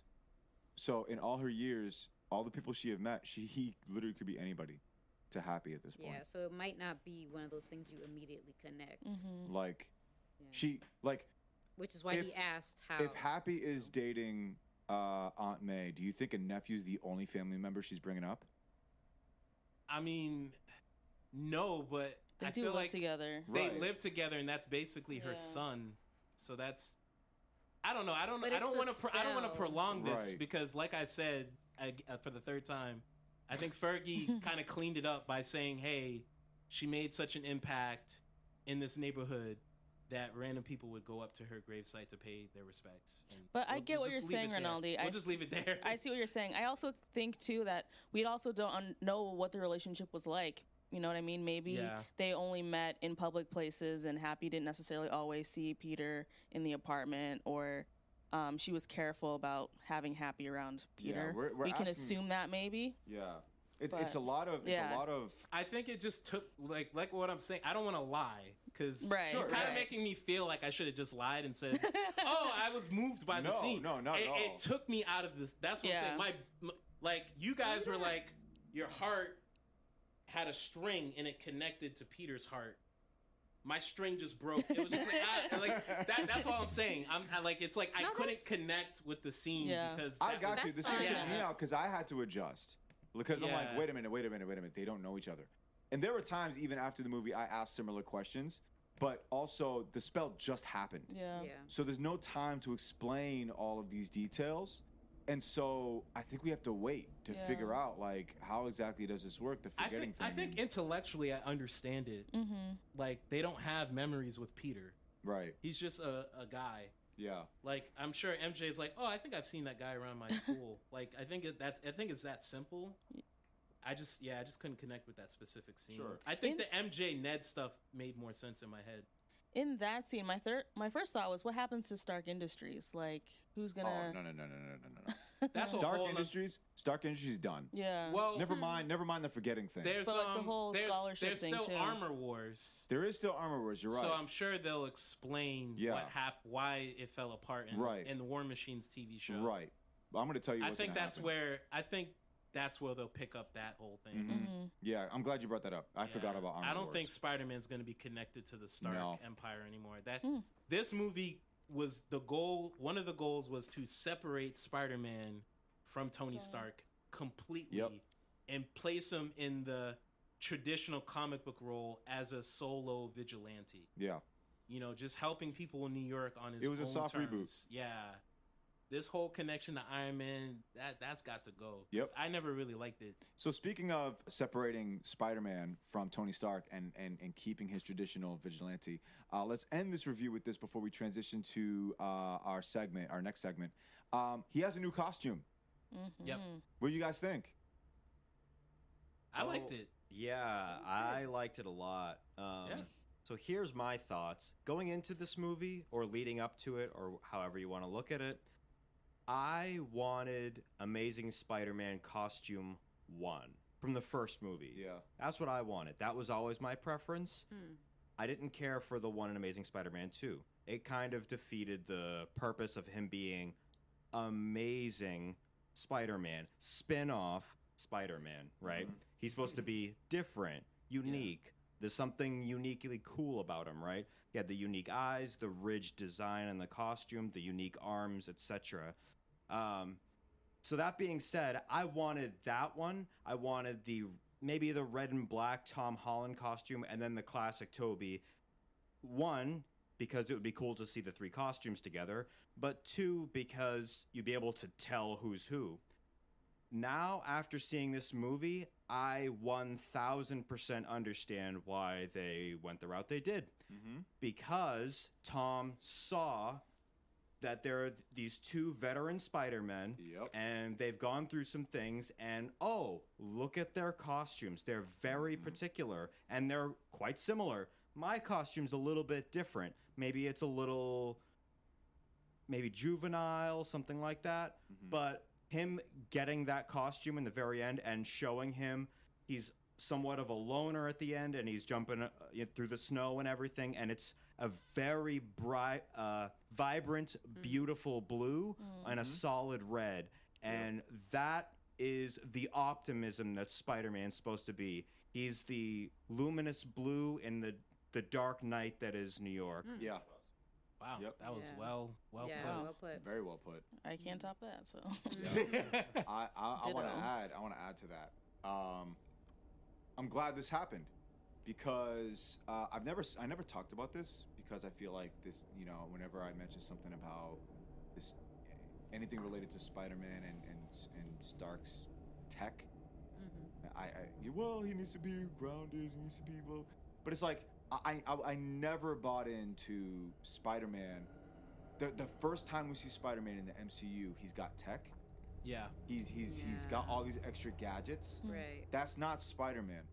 And even the suit did not really feel like Spider-Man. It always felt like a costume somebody made that is intended Yeah. to be like It was Spider-Man. Tony Jr. The MC Yeah, exactly. It's Tony The Jr. MCU had a I very, never at very all felt difficult like job of this was experimenting with completely a Spider-Man new, until I saw the different suit. Spider-Man that we That's a hadn't Spider-Man seen suit. yet. Yeah. That's a Out of Spider-Man suit. after And having he's had stripped away 2 from, live-action all these franchises gadgets, all of this like and technology and what was the interweaving AI him system? into an MCU Karen- with Karen. established I'm like, why does he have all lore. these bells and Why didn't give whistles? it? Why didn't name it Karen? I don't and know. you know Yeah, trying to do the not- Civil Should I War ask- arc, ask for Infinity the War Green arc, Goblin's you know, things manager? like that. oh, And you know, how do you bring Green in Goblin is the manager. a character? What is Spider-Man? He Oh, he's a probably young would say young that. kid. I am the manager. He admires people above him. He's just a friendly neighborhood Spider-Man. He does kind of start off that way, right? He starts off with the hood, right? So we kind of we're led to assume that he was already doing friendly neighborhood Spider-Man stuff to a degree. But then by the time he meets Tony, then he's ready to level Cool. up. Well, that's our review So of it's Spider-Man tricky. No Way Home. Now we are going to begin a segment where we talk about all the MCU movies we watched so far and where this movie sits in a segment which we call Rankings. So, Fergie, you have the list. Here he is. Oh, you put that's how you pictures? did it. I Okay. did. It's on our got some website. Hey, thumbnails. marvelousfriends.com. What is up with So I it? built I it love on it. our website. If you go to marvelousfriends.com/movie rankings, it's all our rankings thus far. Hey. Wow. So, Fergie, what's our top 10? Our top 10. So at number 1, we have Avengers Infinity War. Number 2, Captain America Winter Soldier. 3, Captain America Civil War. 4, Avengers Endgame. 5, Black Panther. 6, Shang-Chi. 7, Age of Ultron. 8, the first Avengers movie. 9, Spider-Man Far From Home. And at number 10, Spider-Man Homecoming. Yo, you mean to tell me that all 3 Spider-Man movie might make I'm this telling top you, 10? they redeemed themselves. That's Lisa's right. crazy. They did it. Yeah. That's crazy. They All learned right. from Sony's mistakes. All right, so let's start here. Black Panther. I- That's yo, even oh. 5. No, what were you gonna say, Elise? I already know where I'm personally putting Where would you put it. it? Where would you put it? It's number 3. Number 3. Mm-hmm. Okay. As in after Winter Soldier. Yes, because Okay. it's not better than when it comes to like coherent story and everything nicely placed. I'm sorry, Winter Soldier is just really so good. Mm-hmm. It's compelling. Yeah. How do you feel so about that, Rinaldi? That's where I feel like I'm gonna put it. Oh, can you see? I can zoom in. I can't.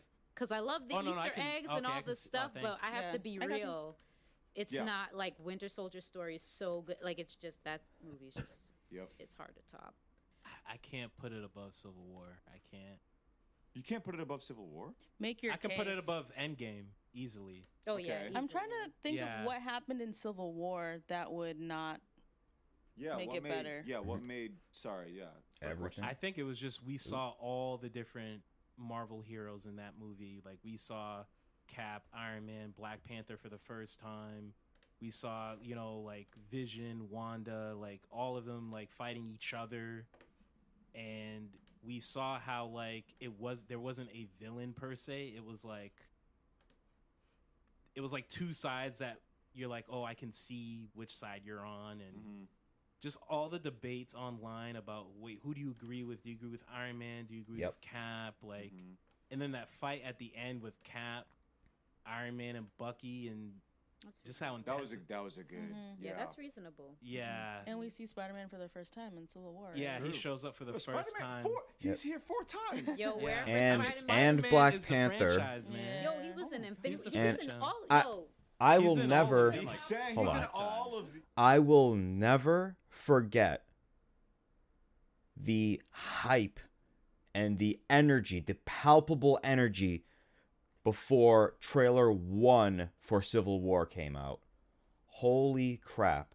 Watch Tyrone Magnus's reaction to Captain America Civil War trailer 1. That pretty much represents a lot of the sentiment around that movie at that time, that little time pocket.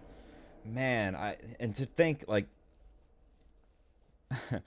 people of the future will not have lived during the time period of the hype and the build up leading up to that movie. And we live in a world now where we have movies like Infinity War and Endgame and now Spider-Man, and it's like Civil War is just kind of like, yeah, it's another pretty good movie. It's like, no, No, no, no, no, no, no, no. You gotta erase all of those. Everything up until that point, this is my opinion, that was Marvel at their very best, in my opinion. That and Winter Soldier. Everybody was fighting what was the best Marvel movie at the time period. Was it Winter Soldier? Was it Avengers 1? Was it Guardians 1? Was it Civil War? Those were like the ones. And in my opinion, maybe you can make the argument for Winter Soldier, probably. But I'm sorry, Avengers 1 and Avengers 2 are not better than Civil War. And if anybody wants to fight me on that, I will happily go to war. Which is emphasized in this, in the Marvelous Friends ranking here on their website here. Yeah, I would generally agree with a lot of this layout.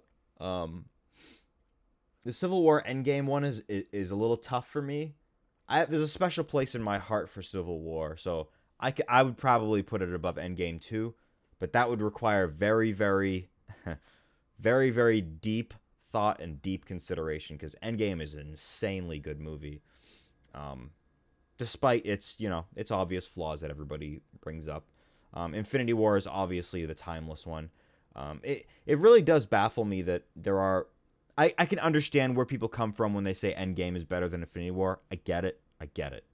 It has just such a high impact, highly climactic ending, and somehow manages to be more emotionally gripping than Infinity War was. But Infinity War was the superior movie overall, in my opinion. But Civil War, man, it's kind of irritating to me how much this movie now moving forward is going to get overshadowed, because it just sits under Infinity War and Endgame for the majority of people, and then those people are probably just gonna barrel it underneath Avengers 1 and Avengers 2 maybe, if they're really out there. Yeah. But anyway, let's get back to this episode here. Except for Shang-Chi and Age of Ultron and Avengers 1. Black Panther. Yeah. Oh, true. He's not a Black Panther, you're right. Yeah. So he's in half. I mean, he could be. He's in half of these, yeah. Yeah. Fergie, what do you think? Do you agree with Rinaldi? I agree with Elise, but hearing Rinaldi's reasoning, I can get it. If it's falls either third or fourth, I'll be okay. Yeah. Same. I don't have a strong preference, I think. I want to hear your thoughts, and I'll share what I'm thinking. Well, so if this is our list, I'm easily gonna put it at the very least. It goes under Endgame, above Panther. Yeah. Okay. I'll say that. But it I'll definitely hits top 5, right? Yeah. It's Avengers Endgame is number 4, and this would be number 5. Panther 6. I see. That's what I would say. And what's your case? Why is Endgame a better movie than Spider-Man: No Way Home? Oh, that final act is just... So if this movie is every fanboy's wet dream, then Endgame is twice that. This movie never would have happened. One, for Endgame. That's not a great reason. But Endgame just... That whole second act. It's the whole second act, to be honest with you. And honestly, you know what? I'll give it to the first act, too. The intelligent way that they traveled back in time, not to just get stones and do it for the sake of the plot, but as, this is the anniversary of the MCU event. Let's revisit the greatest hits of the MCU and have fun with the fans. That's what Endgame had to do, and it had to be the penultimate event for the MCU. Had to pay off Infinity War. It had so much work that it needed to do, and all of that being considered, I think Endgame was absolutely fantastic. Do I think that it's better than Infinity War as a movie? No. But I think it's fantastic, and I think people that kind of give it a hard time, I think they're being a little too hard on it. I think much like Spider-Man, like those negative reviews you guys were reading earlier, I don't think they're zooming out well enough. We got Toby, and we got Andrew, and the movie wasn't deplorable. It was actually coherent. We brought in all these villains. It didn't feel bloated. Like, that's a miracle. And I think the more we're getting... In my opinion, Civil War was the first time that happened, which is why I actually agree with what you were saying, Rinaldi. I think Civil War is better than this movie, for me. If you make an argument that this movie's better, then I won't fight you on it. That's totally reasonable. It's right up there with, the MCU is going to always have these collaborative, everybody come together movies, and they've gotten exceptionally good at making them ever since Civil War. Civil War was the first, and then Infinity War absolutely killed it. Endgame killed it. And then Spider-Man, they're just having a party, having a great time with the fact that they figured out this formula. And I think we're going to have more of that with future Avenger films. That being said, number 5, for sure. You'll say number 5. Yep. Yeah. Okay, so I'm hearing you guys, and you guys are making some great points. I think I'm still trying to figure out where I would place this. Civil War and Endgame. First, for Civil War, that was a great movie, and it sets up a lot of things, and we get our first introduction of Spider-Man. That was bold in and of itself, but not as bold as this movie. I see. You know what I mean? To bring all these Spider-Men in, and then you got Daredevil, and then you got like 4 villains. In the past, when a movie's overloaded with villains, the movie's horrible. Yeah, exactly. And this movie knocks it out the park. It kills it. Yeah. And maybe overloaded with villains, overloaded with characters. I'm trying to ignore the screams from the theaters right now. Yeah. That's what I'm trying to do. It's hard to do, but I'm trying to ignore it. Yeah, I would still say Civil War. Russo brothers, Endgame done. is better. The action scenes, done. Because Endgame, they're better. Bold. It was almost like 100 times what they've already been doing. Yeah. They've already been bringing these characters together, so at this point, it's nothing for them to bring them all on the same screen. You know these characters already. Yeah. I think it was more of an event than it was a movie. It was a culmination. It was a celebration. But if we're comparing the two, one is more of a movie than the other, I think. That is true. Can you pull up the list again? I'm still trying to figure out in my head where this sits for me, because again, I'm looking at Civil War. I'm like, but man, that was such a great movie. I will say I'm having a hard time putting this above Winter Soldier. Like, I can't. I can't. I can't put this above Winter. And if I can't do that, I can't put this above Infinity War. No. But this, for me, is neck and neck with Civil War. That's fair. Yeah, it has a lot of for me, it's similarities, especially like the hype before trailer 1. So you said 5. So, sorry, Rinaldi. What it means to the franchise. I put this 4, but at the same time, like you and Elise, were emotionally connected to this film. So it's hard for me to like I'm thinking about this movie with my head a lot. Yeah. Even putting it at 4, I'm doing it with my head. I'm not doing it with my heart. Where would you put it if it was based on your heart? Ahead of Iron Man 1 if it was my heart. Oh, yeah, because remember he gave it a B. Wow. Yeah, I wow. put it ahead Age of of Iron Ultron's Man 1. better than this? Then never mind. Dude. But, don't ask I mean, but with my head. Yeah, no, this movie was better than 4. Age of So Ultron. and sorry, go ahead. I'm sorry. Well, I mean, generally, there's a lot of things I would change up on the list. Because, but with my head, with my mind, yeah, this is 4. Okay. Only the 2 Captain Americas in Infinity War are ahead of this movie. Yeah. In my head. Yeah. But if you guys convince me Civil War, I'll back down. But you guys gonna have to convince me, or convince my head that this is better than Civil War. Yeah, I'm having a hard time, honestly, because it's. I'm open to the idea of putting it 3. I'm good with 3 or 4. Yeah, in But my head, yeah. the only reason why I'm tempted to put it up before, like at number 3, is because of the noise. Yeah. Because of the screams and the moments, and we've never got this. Yeah. That's the only reason. So I'm trying to shut that down and just look at this as a movie I mean, I made my what it was point. attempting to do. I This do movie still. was amazing storytelling wise. Yeah. I don't think that it's the genius even. of it. It was so simple. From Civil beginning War to is a end, superior it was the movie, same story. in my It was opinion. Easy to follow. Now you can enjoy all these characters that are coming in. But don't overload the you know, story. obviously based on this And on list, top of that, they we've seen eventually movies with decide. numerous They villains put it that in have, third like, place. failed.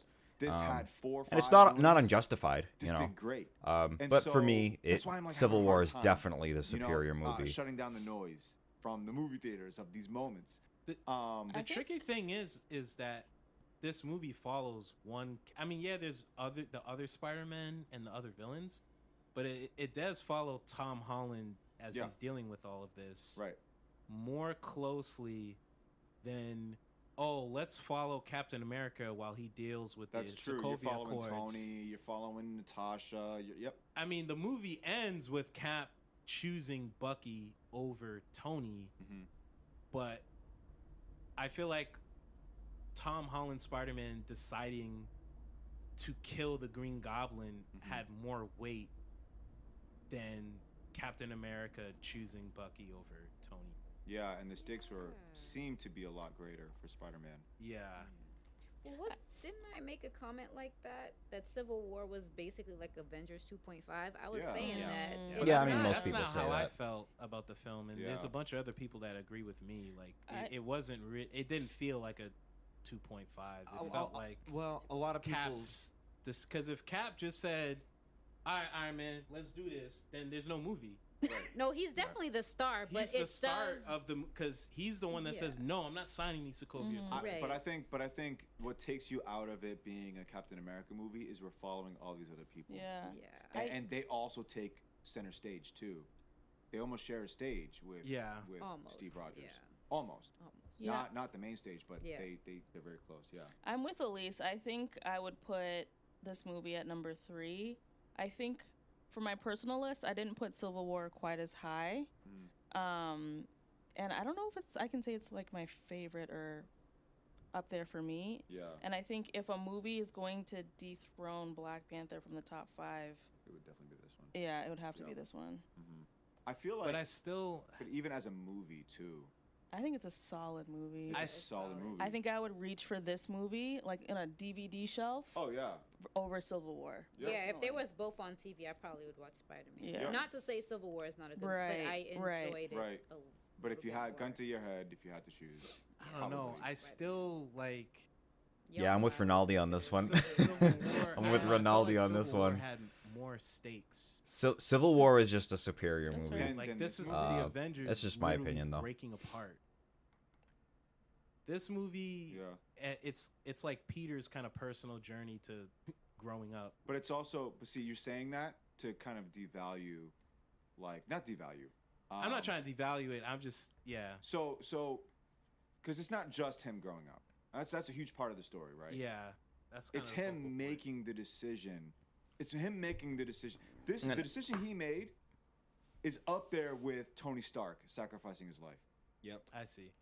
It's to that level. The stakes in Cap Civil War is all identity and having Yeah. the government control superheroes. Exactly. But Cap, That's not the same stakes. But Cap choosing Bucky didn't have a lot of impact. I don't know. It did. No, it did. I'm not saying But it not didn't. as Because much. that led to a pretty brutal fight. Yeah, but it But- doesn't. between Cap So and Iron here's Man. one thing I Right, will and it say. did. We're not And it's saying just just kind of my thoughts on this. A lot of times, especially with MCU movies or superhero movies or whatever, people will generally bring up how could I say this? A lot of times people will bring up the stakes of something, right? So if I were to compare what's a good example of this? The King's Speech against Batman v Superman, right? The King's Speech is a masterpiece, right? Batman vs Superman is not a masterpiece. Now, the stakes in Batman vs Superman are higher, right? There's a monster that has potentially infinite power, that doesn't die. He's basically like a nuclear monster, Doomsday. But the King's Speech is the King's Speech. Like, there's no superheroes fighting, and there's no atom bomb or anything like that. But this King's Speech is a superior movie, right? So I don't think the stakes are what dictate the quality of a movie necessarily. It's like comparing, if a movie is narratively coherent and of high quality on a narrative level, that will always beat whether or not a bomb is going to go off that destroys the entire galaxy, right? Okay, so Guardians of the Galaxy 2, this is a great example. Guardians of the Galaxy 2 is Ego, the living planet. This dude could literally devour planets. Does that make the movie amazing? Not really. It was good. I actually kind of like that movie. But is it as good as, even according to this list, is it as good as Thor 1? No. Right? Are the stakes grander? Probably. Right? Ego is supposed to be a celestial, right? So, I don't know. Just kind of my thoughts on the argument for stakes A versus stakes B. That making it superior. America was gonna kill Iron Man. We're not saying it didn't. That had great stakes. Yeah. But comparison-wise. Okay, let's take Spider-Man No Way Home. Do you think the stakes in that movie are as great as the stakes in Endgame? Oh yes. Like, there it is. in terms of like, who like people's lives at risk? But just the stakes of the movie. Both movies have stakes. I guess Endgame had bigger stakes because if Thanos wins, he could just he could kill like half the Earth. This movie is Endgame level. Yeah. Because you're dealing with multiversal stuff. Yeah. You had enemies that coming was my in. point. That was from gonna be other. that was gonna be my point. Yeah, but I mean, if you compare Endgame to Winter wanted Soldier people to on know that and list, he right? wanted to keep those Winter memories. Soldier's stakes are nowhere near He was gonna Endgame. ruin life But for Winter Soldier is a everyone, better not just in movie. his world, but in other universes. Yeah. This is greater stakes than Civil War. Civil War only was contained to. I wish I thought of this, Avengers obviously, while and we were on the government wanted podcast. I would have control brought it up, and but major I didn't think of events. it. you're Now talking that I'm about towards the very rewatching end this, when re-listening all to of it, I'm these kind of thinking of it. specters were But coming in, they were. I trying want to to be get clear. This inside is the no MCU. shade to anybody, yeah. obviously. Yeah. So you have just kind of that, you thoughts have, about even the at beginning movies of the and movie, ranking and stuff like that. Everybody in the whole world now knows Peter Parker is Spider-Man. And throughout the movie, we get to see how great these stakes become, all Yeah. because they know his identity. And they get so great that his own aunt dies, not Uncle Ben, his aunt dies, gets killed, Yeah. and he almost kills Green Goblin. Yeah. All because he wants to keep these memories. And he wants everyone to know, the people that he knows, And the he people has who to knows give that them up. he doesn't want to anyway. give them up. Well, he has to anyway. Right. And that's the tragedy of it. And Right. and the heroic nature of it. Now let me tell you one. Now let me ask you one thing. Which one between the two is more selfless? Cap picking Bucky, or Tom Holland deciding no one can know? I mean, that's a bigger deal, especially since he's so young and he makes that decision. You know, I have to make everyone forget. It's heavier. Like, you could almost even make the similar arguments with Amazing Spider-Man 2. Amazing Spider-Man 2 had bigger stakes than 1, but a lot of people would argue that the first one is better than the second one, even though both of them aren't really great. But so what about Winter Soldier? Isn't that just dealing with Hydra? Or is that because they infiltrated every facet of society and broke I'll give Captain that to you. America? I'll give that to you guys. No, I'm just throwing it out there. No. You bring up a great Replay value. That's what it is. Yeah. For me. So the reason it's why replay. I'm not Exactly. putting this over Winter Soldier is because I just feel like Winter Soldier, what the Russos did with that. It's just they did it so well, like the story and the progression. It's masterful. It's just Winter Soldier way too well and done. I see. I would That's argue why even I'm Civil not, War, like, components of it Civil would War, be- they would 'cause show in film it's, school. It's weird. So when we right? do these lists, I it's don't like, think they would at show least for things me, from it's a mix Spider-Man of in film subjective school. and objective.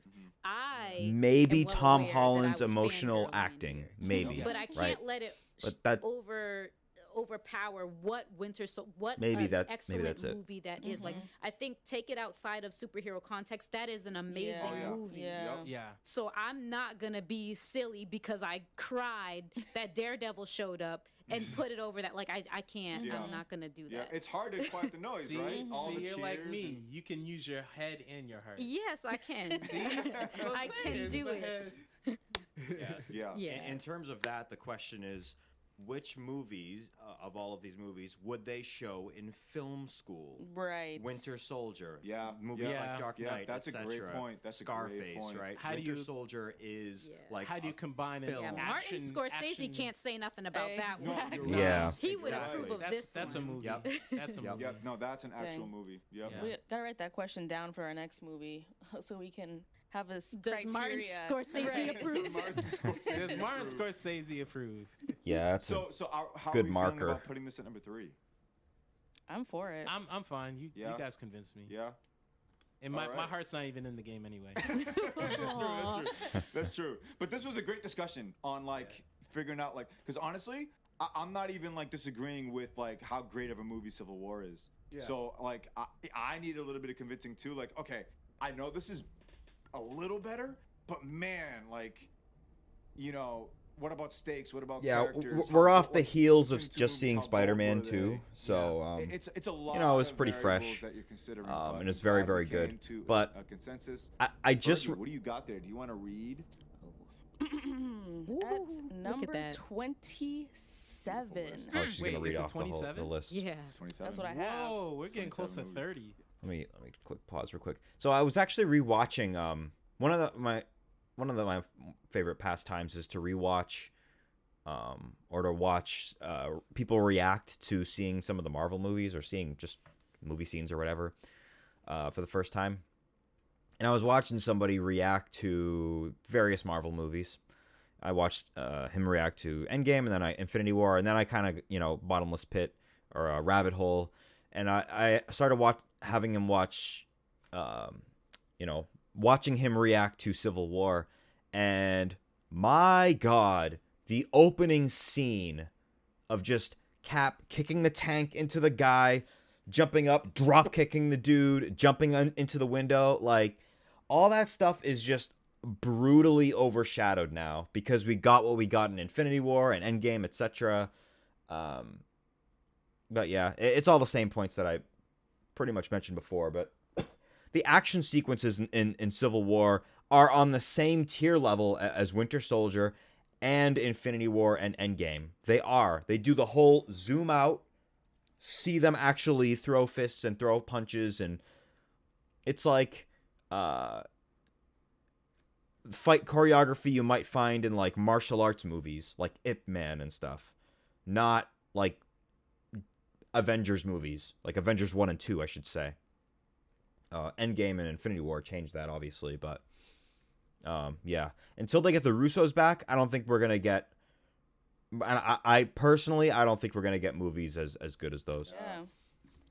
Captain Marvel. Yes. Where it belongs. Yep. Hot garbage. Number 26, Ant-Man and the Wasp. 24, Iron Man 3. 25. Sorry, 25, Iron Man 3. 24, Incredible Hulk. 23, Thor: The Dark World. I really like 22, Incredible Captain Hulk. I don't know what it America. is. I like that 21, movie a lot, the first man. Doctor Strange movie. 20, I Thor love the romance Ragnarok. between Betty 19, and Banner. Black Widow. 18, Iron Man 2. 17, Guardians of the Galaxy Volume 2. 16, Eternals. Did I say that right? Yep. Yes. Okay. 15, Guardians of the Galaxy Volume 1. 14, Ant-Man 1. 13, Thor 1. 12, Iron Man 1. 11, Spider-Man Homecoming. At number 10, Spider-Man Far From Home. Number 9, Avengers 1. Number 8, Age of Ultron. 7, Shang-Chi. 6, Black Panther. 5, Avengers Endgame. 4, Captain America Civil War. 3, Spider-Man No Way Home. Number 2, Captain America Winter Soldier. And at the number 1 spot, Avengers Infinity War. Hey guys, we did it. Did it. Oh my gosh. I can't tell you We how many did conversations we've had it. like this on where to put these movies. Some were very heated and some were very easy. Yes. Some of these are no-brainers, but then others like, I'm not going to give examples. Black I'm gonna- Widow. Yeah, right. Black Widow. Where do we put Black I forgot Widow? we saw that. I know. I forgot I about feel that like movie completely. I'm the reason it's I think like they out put of the Black bottom Widow. 5. Oh, okay. because I was the only one that liked the movie out of us. That's true. You I have to liked find like it. an average. But I didn't like how they portrayed the men. Yeah. Oh yeah, but that's like a lot of different Marvel. I know movies. they've been doing that lately, and I'm just Yeah. like, But I feel okay, you. uplift the women, but not at the expense of the men. Like they're just Thank stupid. you, Let's work Elise. together. Thank you. Right. Men and women could work together as a team. Because I'm like, you basically had Captain Russia up in there, and Literally. he just got slapped around like he was Yep. just a bumbling fool. I'm like, this is I not. was looking forward to watching him fight to see like choreography or something. Yeah. Nothing. Nah. So it was So that- Everybody that Loves hurt. Raymond, the movie. I'm dead. Damn. I'm dead. Or King of Queens. Yep. King of Queens. Fergie. Yeah. Deborah. Wild. Oh Well, man. that's our discussion. Let us know what you think of everything we talked about in this episode. You can write to us by emailing marvelousfriendspod@gmail.com. You can also call and leave us a voicemail. That number is 617-299-6644. Let us I'll be know right about back. everything that you've heard in this episode, or if you want to say hi to us, that's fine too. Marvelous Friends is available on Spotify, Stitcher, and Apple Podcasts. To our Apple Podcast listeners, write us a review and let us know your thoughts. For more fun, unexpected, and low-key ratchet Marvel content, you can follow us on Instagram and Twitter at marvelous_pod. You can also like Marvelous Friends Pod on Facebook and subscribe to our YouTube channel. Don't forget to hit the notification bell so you can get updates on all our latest uploads and behind-the-scene content. Links to all of these platforms and more are in the show notes of this episode below. This is the Marvelous Friends Podcast.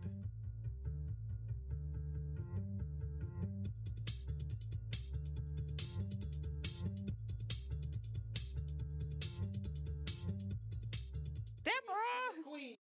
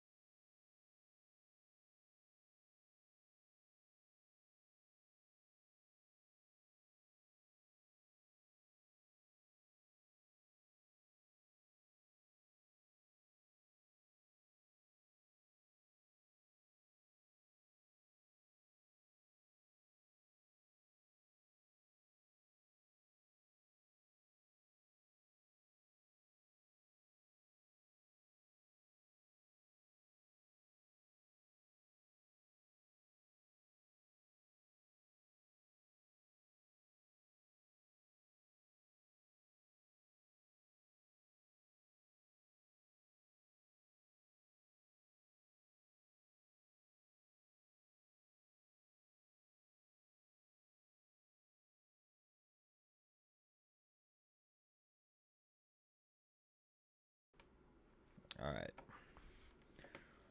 Third and final episode.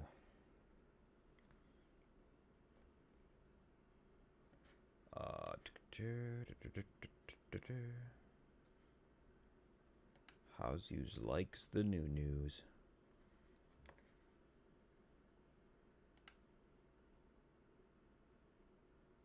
Hello and happy New Year's to all of our listeners, the Marvelous Friends podcast. We really hope you had a fun and safe time with family and friends and brought in the new year in the right way. We've had a crazy year, and what better way to bring in the new year with family and friends. Spider-Man No Way Home has opened the doors to so many crazy theories and stories that we could see in the MCU. And in this episode, we talk all about the future of the MCU with our guest, Matt Gomes. So come join us. You are listening to episode number 72 of The Marvelous Friends.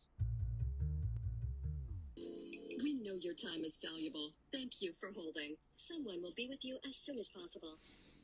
Let me take down this. What did we think of this movie? I'm giving this movie a B-. Odin reminds me of a Haitian father. This is It feels like the comic brought to live screen. Ooh, King, you can slap your name on anything. Who's gonna stop you? It's Odin's. this is If this is the story they are going for, can we buy a cheap table so I can flip it? Alright, everybody, we got a curfew. By 9 o'clock, you're Odin's. Dang, can you edit that out? And now, This is Marvelous Friends. Marvelous Friends. Welcome to the Marvelous Friends podcast. You are now listening to Marvelous Friends. All right, so we have one last segment, and it's predictions and future of the MCU. Oh, based on this shoot. movie. Yeah, we had a lot. It's a lot to talk about. So how we gonna trip this down? Woo, I got a lot of work to do. Okay. Definitely not going Our under an biggest hour. episode. Okay. Yeah, it's our longest one. We might have to split this into two. Yeah. It's the Spider-Man. movie. Which is fine. It's Spider-Man. it's Spider-Man No Way Spider-Man. Home. You actually even told me, yeah, you're gonna have to split it to two. I'm like, yeah, because we're at 2.5 hours. Look at us. We're feeding our fans Look at that. all this Yeah. content. Yep, look at that. All this Daddy Feige feeds us. We feed them. Yeah, Look at that. Daddy Feige. You can't feed from an empty stomach. Daddy Feige showed us some mercy. He was just like, I'll let you guys live. Just one time. I'm still sucking my teeth like So Christmas. let me ask you guys. Elise, here's Daredevil. Here you go. Happy birthday. Happy shared birthday. Happy shared I birthday. know, because we have the same birthday. That's right. So let me ask you guys. I want to talk a little bit about predictions and the future of the MCU. There's a lot that happens in this movie, and it sets up for a lot of things going forward. There's a couple things that I have. We get in the post-credit scene the symbiote. Yep. Is that latching on to Flash Thompson? What do we think is happening with that? That'd be crazy, Who else first could of it all. be? I think it's gonna get Scorpion. You think it's getting Scorpion? I think the next Spider-Man movie is gonna be Matt Gargan like breaking out of prison, and somehow, I don't know through who. Maybe he finds the Tinkerer, and he gives him a Scorpion suit to fight Spider-Man. And then at the end of that movie, the symbiote, like maybe that movie we do get Black Suit Spider-Man, and then at the end of that movie, like an end credit scene, the symbiote will latch onto Scorpion. That's what happened in the comics. Yeah. Because he's still there. He's still in He that is just prison. hanging That's out, right. yeah. We never saw Yeah. what happened with him. He asked what was it, Vulture? Do you know this who the Spider guy really is? And Vulture lied, out of a sense of honor. And there goes another guy who forgot Peter Parker Spider-Man. Vulture. Yeah. That's true. Oh, interesting. Daredevil forgot. Yeah. Oh. Yeah, Yeah. a bunch of people forgot. Mm-hmm. But I don't know. I think it could be Scorpion, but I don't know. What do you guys think?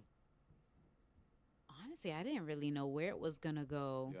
Because I'm just like the idea that it goes to Flash. I don't want to accept it. Yeah, It's just I think Flash. that's where I'm at too. Like I don't want to accept this it, but actor can be like Rocky and just dun, dun, dun. no, he can like but he's gonna work be on like his acting skills. No, listen. Like physique. He doesn't have Yeah, the physique. well, not even that. It's just like I don't know. I can't match Venom with his like personality. Yeah. Like I'm not It's ready just for no. nobody's kids bop like Venom. All right, like we're Yeah. not doing we already that. got Tom Hardy. What with if Ed he Hardy. What if he matures?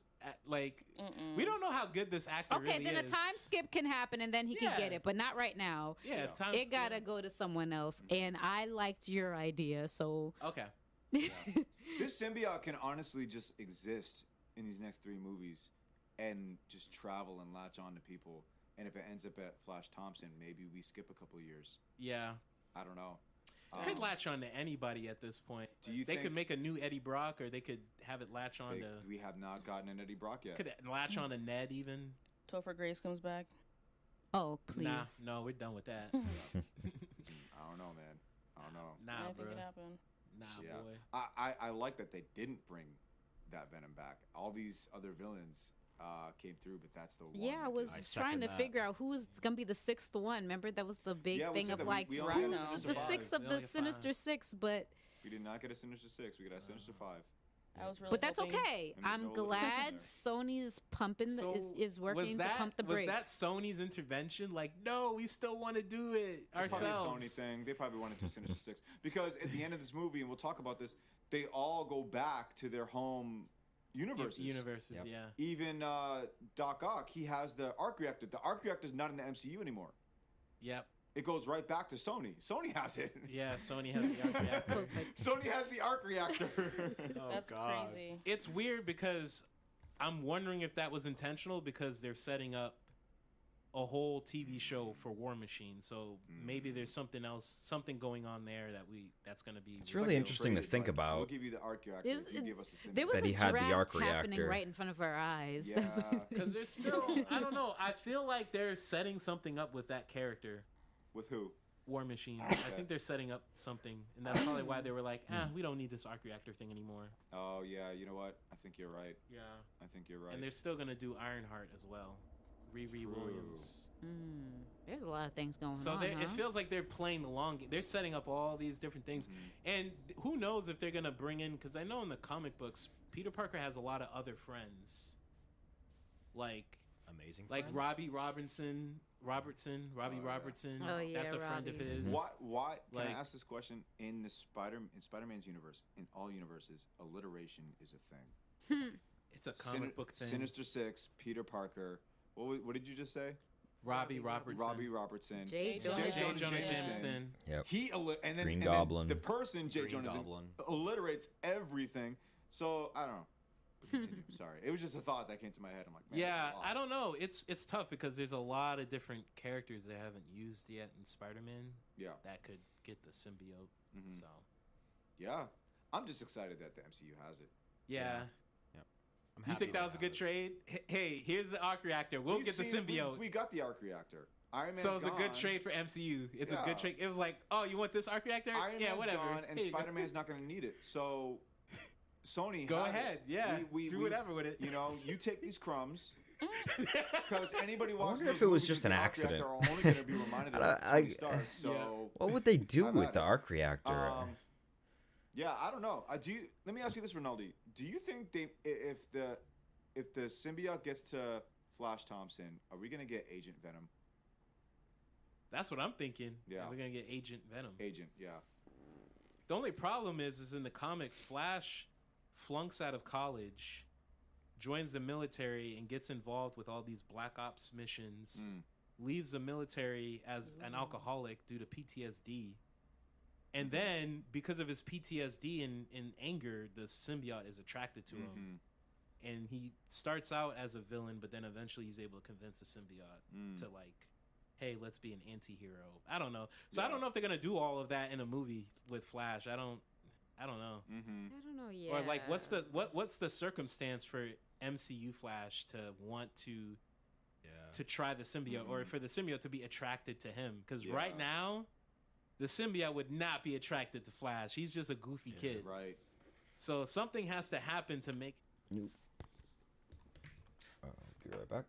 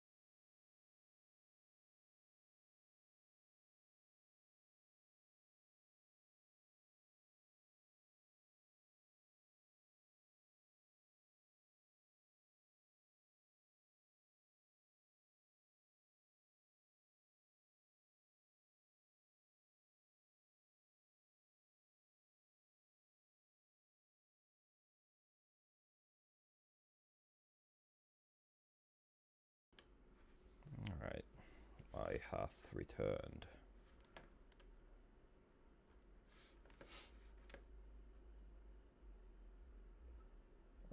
Let's get this back up. I'm angry so that the symbiote would be like, "Ooh, I like this host." And he's a fan of Spider-Man, at least at this point. At this point, so yeah. Kind of challenging. Do you think that that's gonna mesh somehow? Like a fan of Spider-Man and Venom, the symbiote, is obsessed with Spider-Man. Possibly. You think that's gonna mesh? I mean, it's possible. I mean, I guess in Amazing Spider-Man 2, Max loved Spider-Man, and then he became a villain and attacked Spider-Man. So, I don't know. Because Max felt like Spider-Man like didn't really care about him. Right. Yeah. Let me ask you guys this: what about Ned Leeds? What do we think is gonna happen with Ned? Yeah, Hobgoblin. that's what I was gonna say. That's the theory. Finally, because so many people think Harry Osborn is Hobgoblin, and it's a lie. Right. It is a lie. Ned Leeds was Hobgoblin. You know he's not the first one though. Yeah, I know. Yeah, it's okay. Roger Kingsley. Yeah. So we saw that fight between Green Goblin and Spider-Man, and we saw that Green Goblin has like actual powers. I would love to see the And he was, Hobgoblin. like, power bombing Spider-Man. Yep. Hobgoblin doesn't have powers. All he has is tech. That's right. So if you have a situation where Hobgoblin fights Spider-Man and there's tension because his glider doesn't work, then that will allow fans to tell the difference between the two characters. I see. Yeah. Yeah, that makes sense. Do you think him using magic is meant to throw us off? Because some people said that, he might be a future sorcerer. It's possible. It's possible. I think that little nod to "Don't worry, I'll never," because he found out Harry was a villain or whatever. He was the best friend. Don't worry, I promise I'll never become a supervillain. I think that's a little more than a tongue-in-cheek little nod. I think that's illusion or whatever, foreshadowing, if you will. Yeah. I think that possible for Ned. Maybe a symbiote thing with him. Doubtful, very doubtful, but who knows? I'm even curious about. We didn't touch on this earlier, but that little Miles nod. Oh yeah, that's that right. goes with that. That's right. So there's a What lot was of that? Electro? Was he saying, "Oh, I thought there was a black Spider-Man"? Or did he say that? He goes, "I thought you were black." First he says, "I thought you were black." Oh, because he's never seen. He's never seen his MCU face. Spider-Man unmasked, right? He's never seen him under the mask. Yeah. But then he goes, all the Spider-Mans. There's got to be a black one out there. Somewhere, Right. That's a nod to Miles Morales. You have that, and then in what was it, Homecoming? Homecoming. It was Donald Glover, no? Did I get that right? He's and his the uncle. first name, I think, was literally Miles, wasn't it? Yep. Yeah, but he's the uncle. Yeah, Donald Glover's the uncle. But he name drops Miles. He did, yeah. He says my uncle. He says my gotcha. nephew. My lives nephew's in in this town or something. Yeah, like he that. lives in Gotcha. this neighborhood. Yeah. So they could very well be setting up for that, and even Tom Holland's voiced his opinion on that. Another thing, if we're talking future real stuff, quick though, he buys Vulture's weapons, and he tells Spider-Man he did it because he was desperate, which is what happened in his backstory. Like he starts working with villains out of desperation. So now I'm thinking about all the characters that fizzled out and went back to their universe. Yeah. Also, actually, now that I'm thinking about it, before we get there, did you guys notice any characters that were almost coming through when the multiverse was? Oh, I could not see. Yeah, I couldn't. I couldn't tell. anything. I was trying very hard to see something, but I saw one. I saw Rhino. Yep. Paul Giamatti. It was the way he was moving was not mechanical. It was. It Oh, was. so it you think was a it's big like- guy So he in a actually had a suit. with the bodysuit. suit? After my brother said this, when I saw it the second time, I was looking for it, and I did see it. It's literally the silhouette, white silhouette of Rhino, classic Rhino in like the tight suit. I also saw Instead of something that looked like a shape of a scorpion. Nonsense. Paul Giamatti that Fergie loves. He's the best. And then I saw somebody with a scepter. Unbelievable. But I wanted to ask you guys. So all these Does characters Mr. Sinister have a now scepter? are fizzled out and they go back to their home universes. I'm sure there's a So video. capitalize There's on got to that? be a video. Yeah, Let's see. Yeah. they are. Will make them money? Wait, you asked if Sony's gonna do it? Yeah. Of course they will. You know, Yes. Sony Yeah. always. Yep. Yep. I think Sony's gonna introduce one of the Spider Women. I don't know which version. Mm-hmm. I don't know if it's going to be May Parker, which is Peter's daughter. Mm-hmm. I don't know if it's going to be Jessica Drew or if it's going to be Gwen, Spider Woman. I think it's going to be Spider Gwen. So you think that version of Spider Woman is going to be? Because I think they're trying to build on the story with Into the Spider-Verse. Well, no, not just that, but Andrew Garfield. Oh, I see. Build on that. Yeah, that makes sense. That's actually brilliant because I don't know if you guys noticed, but today and yesterday there's been a lot of noise about Amazing Spider-Man 3. Yep. Literally right there. Mm-hmm. Everybody's up in arms. Fans are demanding it. IGN's posting articles, etc.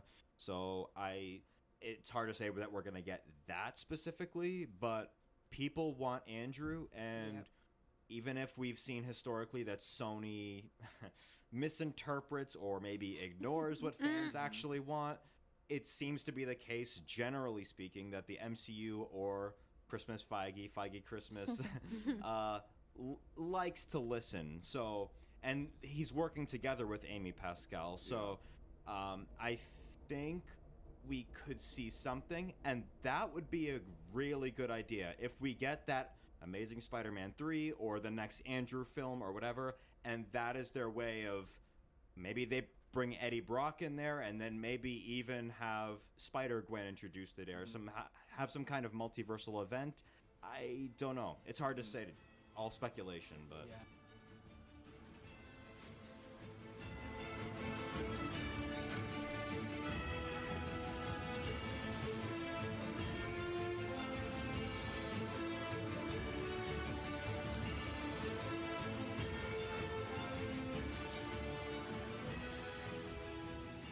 But his performance is good. It's just the movie. Yeah, that's what I'm saying. And this really let me know it was She bad. wasn't laughing at Paul Giamatti. So very kind of slightly. No, that movie was trash, bro. No, it was Paul it was Giamatti. real. I like Paul Giamatti. That's it. Well, I like Period. Jamie Foxx. Oh, whew. Andrew Garfield. I still can't believe it. No, but what I'm saying is he made me laugh in that movie. And in the MCU, he was free. He escaped. That's all I'm saying. Oh, okay. Did you like him better with the new revamped? The new. Oh yeah, How you like the new? He was better because he's in the MCU. That's why I bet said that. All right. That's what you gotta make. I bet said that. Yeah, no, I just wanted to hear you say it. Yeah, he's better. But I said that like months ago that he was gonna be better. Okay, that's true. That's true. You gave us a hard Welcome time. back to New Rock. I said. Yeah, you gave us a hard time about that. It's Jamie Foxx, man. I love that man. No, yeah, but I think I would like to, after seeing this, I would like to give Andrew Garfield another chance. Yeah, definitely. But I just hope they do it right and it's not back to square one of like, oh man, Nah, they you gonna mess it wasted up. his talent. You wasted that They're man's. gonna mess up the film. They're gonna mess. They're it up. gonna waste that we're man's gonna time riot. again. But how would we see They're him though? Like in what context? No, Maybe I'm saying older. a He's whole just an nother older. Amazing Spider-Man. Oh, interesting. Yeah, but have it be a time skip where he's older. It doesn't have to be a time skip. It can literally start where we left off. Wherever it starts, I mean, he just looks older, so that's gonna be He kind does of look jarring. older. It's gonna be a Yeah. bit You're jarring. right. Yeah. No, you're right. Yeah. graduating college. Yeah, In you the could middle do of that. college. You could do grad school. He's in grad school. Yeah, or Something like that? he. Kind of like the cartoons, the animated series, like around that, like that. Do you guys think Toby's getting another movie? Ooh, that I don't think. It would be cool, and I know I'm being a fanboy, and you're gonna be like, Rinaldi, that's too complicated. Stop thinking with your heart. But He's finally thinking with his yeah, I'm finally thinking with my heart. I think it'd be cool if they did a May Parker Spider Girl. Like movie or A movie, her? yeah, like that's his daughter. Like, Oh, he has so a he daughter. would be the dad. He would be the but- dad that has okay. spider powers. That I could I like see. that. I could see. He's kind of moved on from. Yeah, because they can't have him young. Nah. You know. I mean, he doing wouldn't be. things They used to. wouldn't de-age him. No, don't no, think they would he's just a de-age him. dad. He's a Yeah. dad. He has a teenage daughter who has spider powers. Everything he explained at the lab is the movie that we could see. Yeah. Yeah. Like MJ, possibly a daughter. They even made a joke. It's like, so you have a spider costume, right? You're not just a youth pastor. So it's just like, it's almost like he's that dad, that mentor figure. Yeah. Yep.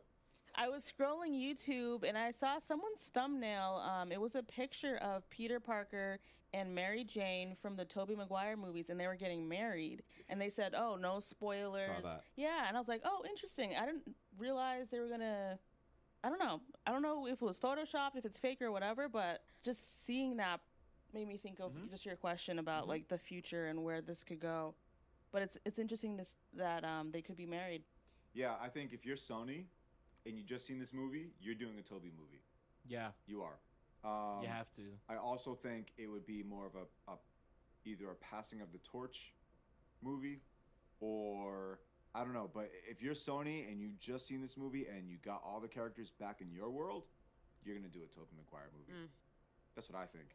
Do I want them to? No.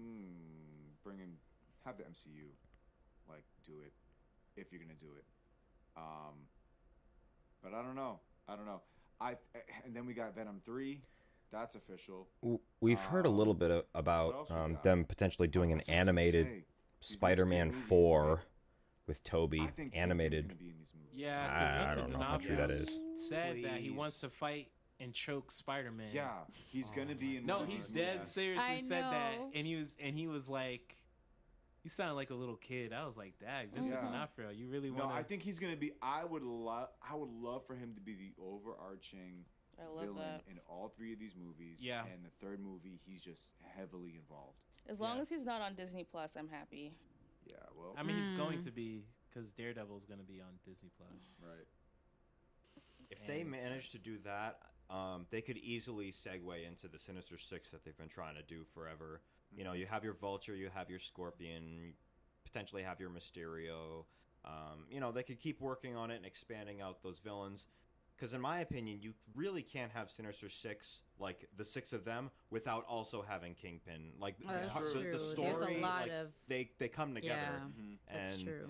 You know, Kingpin and Spider-Man go hand in hand in so many of Spider-Man's most important stories, much like Venom, which is why it's silly to have Venom without Spider-Man. Yeah. But, you know, we can't pick and choose with Sony. But now I think we have a voice with them for sure, because they're working with Marvels in the MCU. So hopefully we can actually sway their decision, starting with an Andrew Garfield movie. We'll see what their response is, because people are really voicing their opinion on They that. want it. And, like, I did, much like a lot of you guys, I did not like the Amazing Spider-Man movies, like, at all. No. I really didn't like them. And I didn't detest Andrew, but I didn't care that much for his Peter Parker. I thought his Peter Parker was very harsh for a Peter Parker. He was, like, borderline kind of sarcastic and a bully, and it's like, Peter's not like that. Yeah. But now, yes, give me that Peter. He's already got the baggage of an untold story, and you've already unpacked his origin and all that. So it's like a freebie. Just jump in the movie, kind of like you tried to do with Amazing Spider-Man 2. Just have him jump in, car chase scene or whatever. Have fun with it. But Yeah. capture the heart that the home series captured. Don't rely on dubstep. Don't Right, rely yeah. on weird Transformers effects. Don't rely on having a goblin at the end. Mechanized Transformer. Yeah, villains. like Right. you Oh my don't gosh. have to do all that. Like, especially these home movies, they really showed us, with the exception of this movie, that you can really just have the one villain that turns out they know Peter like halfway through, and then they jab Peter. Like, that's been a shtick in all the best Spider-Man movies. The Yeah. first one with Norman, the second one with Doc Ock, and you have Mysterio, who knew Peter, and you have Vulture, who, you know, found out he was Peter in the car, and that scene was iconic. it's So amazing. that shtick works with when you have just the one villain. So just do that. They even did it in the Amazing movies, but, you know, just do that for the third one, and it doesn't have to be super, oh my god, the climactic event of everything. Just bring Andrew in, Maybe throw in Gwen towards the latter half of the movie. Maybe there's a multiversal event. Maybe it's a different Gwen, and she's already Spider-Man, just like they did with Into the Spider-Verse. Yeah, You could literally do that. And maybe that's your way of introducing Miles, and then you get your Miles movie and your Gwen movie. I don't know. Yeah. But It just seems like the MCU is just like trying to help Sony. They're like Aunt May. Sure. They Yeah, feel bad for it's Sony. like it's not They pity. complicated. Because, I mean, it's still Like- Marvel, right? At the end of the day, It'd be so easy for want- Sony. Yes, if they can have their Sony own owns their Spider-Man characters, They now. want Sony to do well. But are they gonna but screw it up again? It's almost Like as if- again? No, Really? We're gonna help you a little bit, but you're gonna mess up on your own. And you don't want to give us ownership of these characters. Let's work together and show you what we can do with these characters. Because just like that, in like 5 minutes, we fall in love with Andrew Garfield. Yeah. Like that's just what MCU does, as opposed to Sony, where it's like they've given us 2 whole movies, both of them very long. Yeah. And we just don't care about his character. They tried to introduce way too much. And they gave us Ed Hardy. Yeah. Right? And we don't care about that Venom. That's not Venom. I don't care. No, it's not. It's not even like anti-hero Venom, because that was the original idea, right? We're gonna make him an anti-hero, like kind of like the Punisher. He was the cutest and little it's not blob even. that Thank you'll you. ever Yeah. make.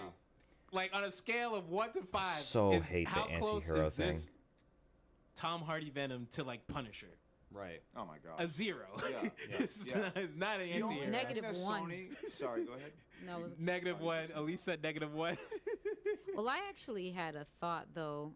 I think they might help a little bit with the Andrew Garfield ones too, just because they're doing multiverse stuff and that's kind of related. Now that they put him in like No Way Home, I think they'll pay a little bit more attention and help out. I'm not sure if I think they might leave Tom Hardy and like Morbius that train's alone. left already. Yeah, Morbius and Venom is left alone, but I think they will.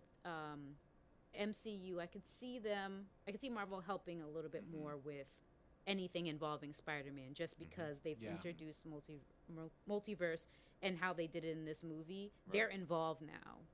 That's what I think. Yeah, I can see that. I can definitely see that. Do you guys think Sony should keep trying to do these anti-hero movies? No. Like how Morbius is an anti-hero, No. Venom's an anti-hero. They've done it to death. Black Cat is an anti-hero. No. Because it seems like that's what they're trying to do. Is like they're trying to do these like nebulous. I know you like the Black Cat. These like gray characters that like sometimes are villains and sometimes are heroes. You know, like, I would have been okay, but we caught a glimpse of her in Amazing 2, and I was like, no. No, that chick they had and BJ Novak, I cannot. BJ, no. BJ Novak. That's why I don't want. I don't want. Alistair Smythe is an actual. I like, love villain, Smythe, though. but I He's a can't villain do it villain. anymore. BJ Novak though. Yeah, that's why I'm like, That's I don't want it. No, I know. I was just talking about how gosh, they're it might be focused on worse. these anti-heroes though. They don't want to do villains. Yep. They want to do Which gray honestly, characters. I think they should. But hey, I'm gonna. They're just doing it I'm gonna badly. write that letter to DC. Yeah. They might even do. They might even try their own version of, Prowler. Miles Morales' uncle. They might do a movie about him. Because they're not because ready. it's not ready. it's very easy to see. Be what cool to see Marvel's doing, Prowler. what MCU Marvel is doing, and like as we talk, it's like, oh, we can create these movies if we come to a table and get creative and have fun with it. Does Sony have any talent? Like what's going on over there that they can't sit on a table? Are they just looking at all the other competition and just saying we got to be like that, or are they having fun with it? The first part. I think it's the first. Yeah. You can't have. There's no way you're having fun. The first part. I mean, think about it. Like, Dark Knight Rises was released in theaters, and then we had an Amazing Spider-Man 1 with a Peter Parker who was angry and moody and. Exactly. Right. We had Man of Steel. Right, and when they did Amazing 2, who did they have doing their helping with the soundtrack? Hans Zimmer. That's right. They was really trying to go there. Yeah, Yep. That's true. And then think about the first Venom movie, and think about how like what's his face Loki became like somewhat of an anti-hero. Right. And he had a bunch of fangirls, and look where we are now. Like, Yep. the only people who like are passionate. Okay, the majority of people. I don't want to be disrespectful, but the majority of people who are passionate about Venom are fangirls. Thank you. Who are like, oh my gosh, Eddie, he needs to yep. get together with Anne again, and why is she marrying the Doctor? Tom Hardy. And, Oh wow, people and think it's the like same that. thing with Yep. Loki, right? It was like, Yep. oh no, Loki, Loki and poor Sylvie. Loki, he's trying to do good and he can't. It's like the No. same fan base. Yeah. It is. And it's almost like Sony was like, oh crap, we don't have Spider-Man. How are we gonna do Venom? Anti-hero.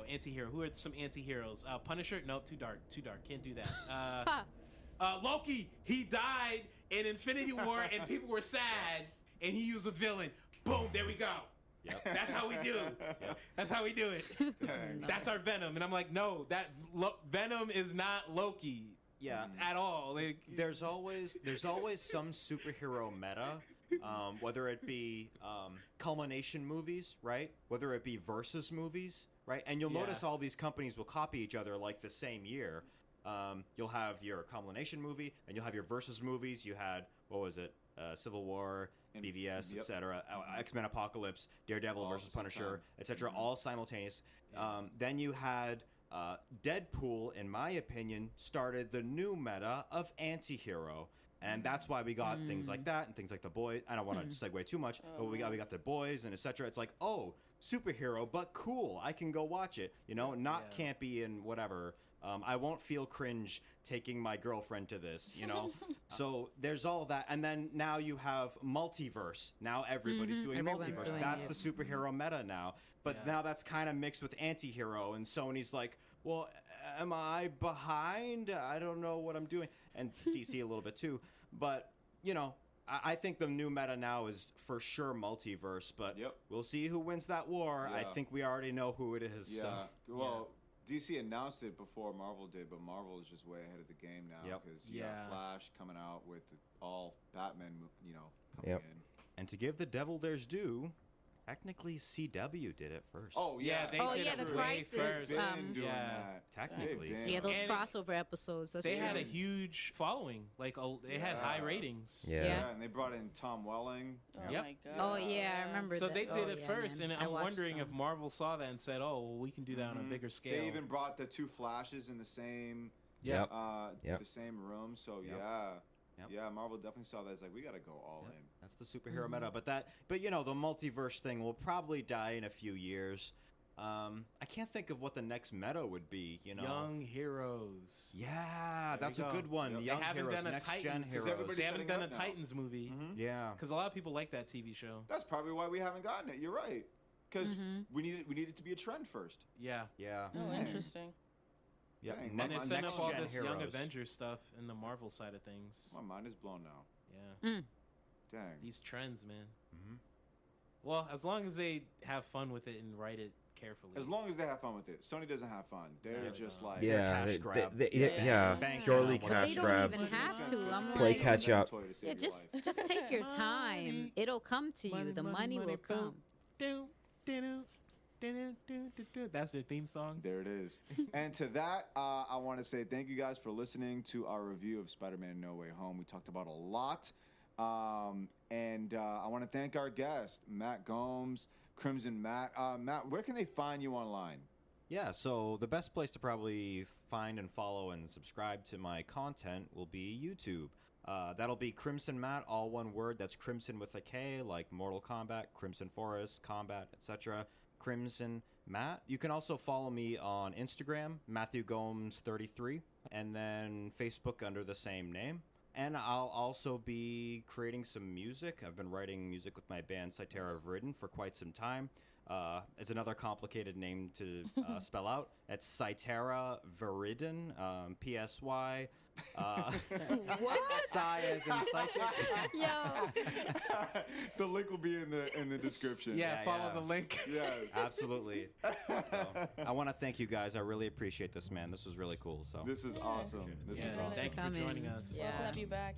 Yes. Well, that's our discussion.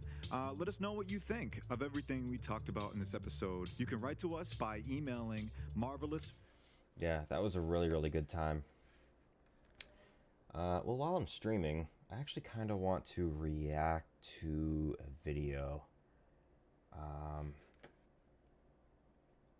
The cameos in Spider-Man.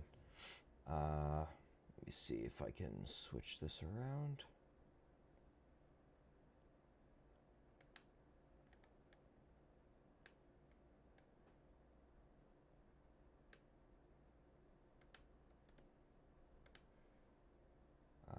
Let's see.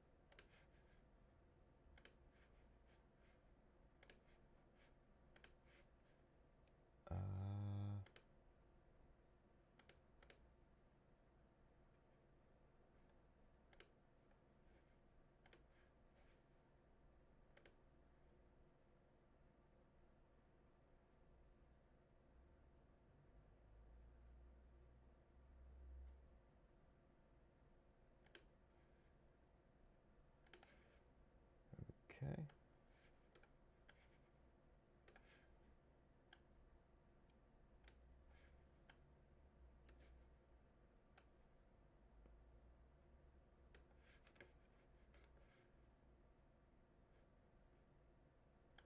All right, let's check out this video, shall we?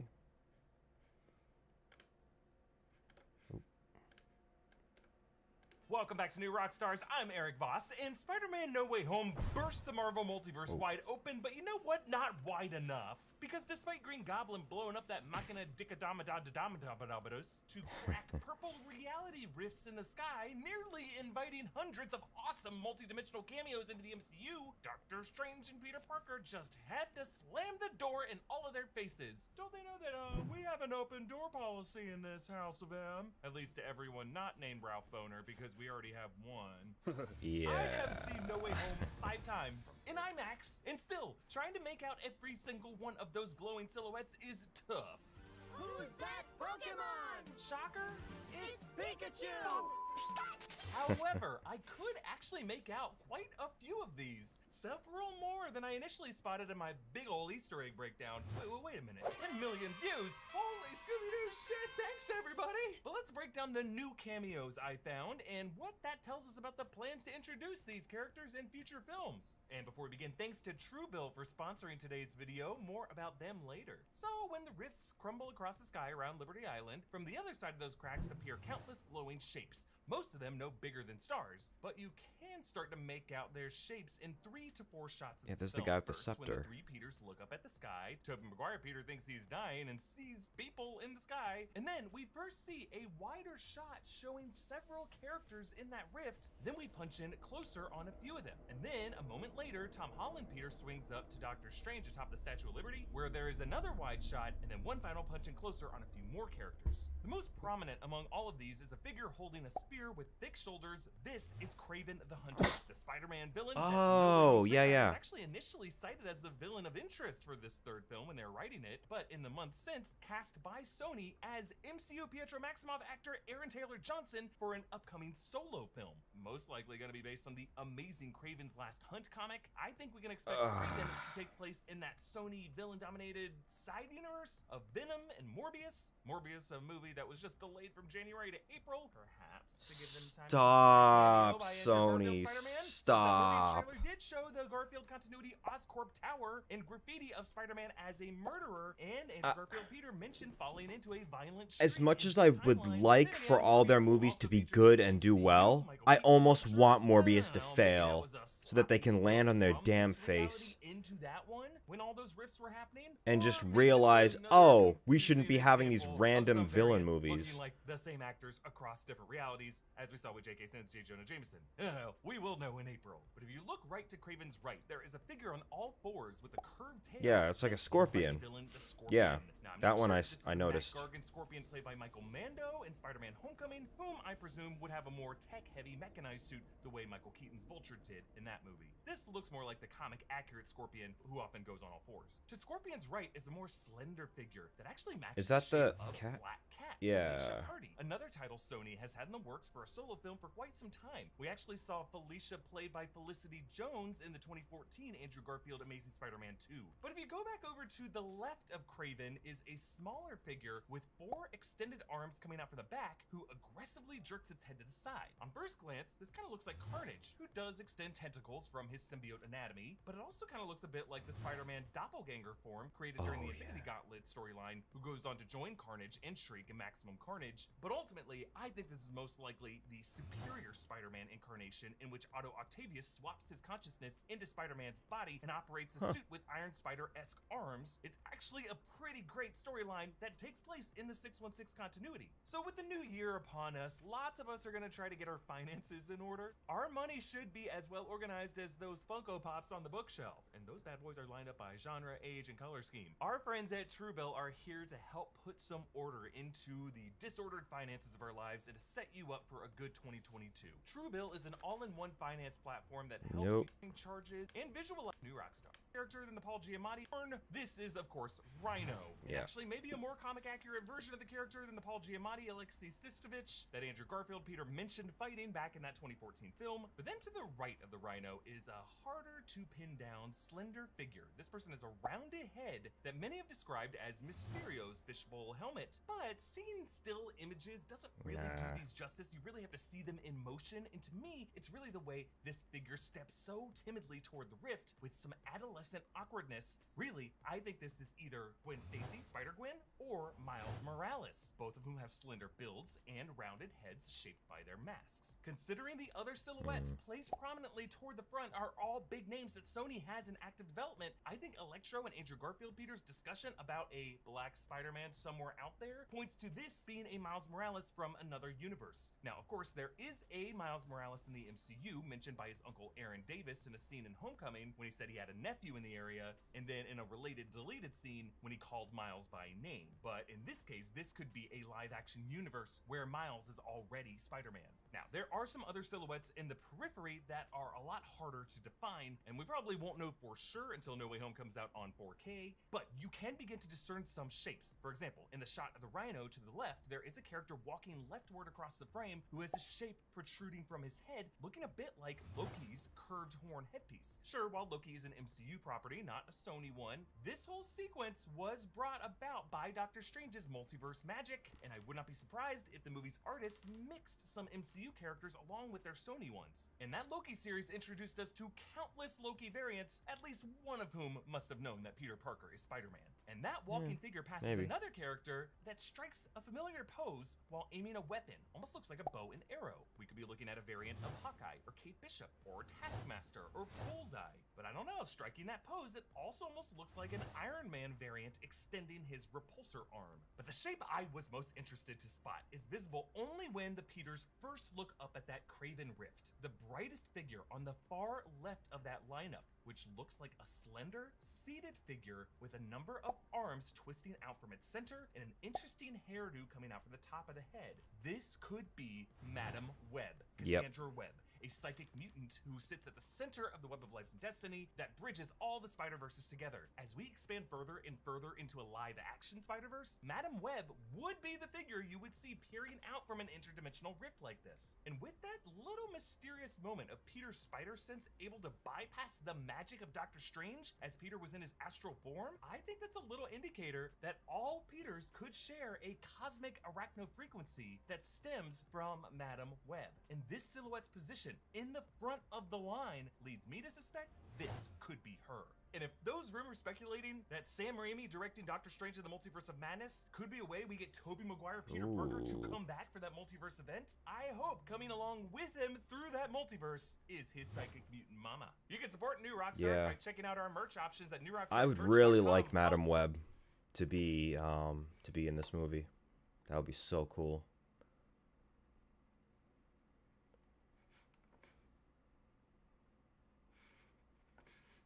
All right. Well, I think that might actually do it. Let's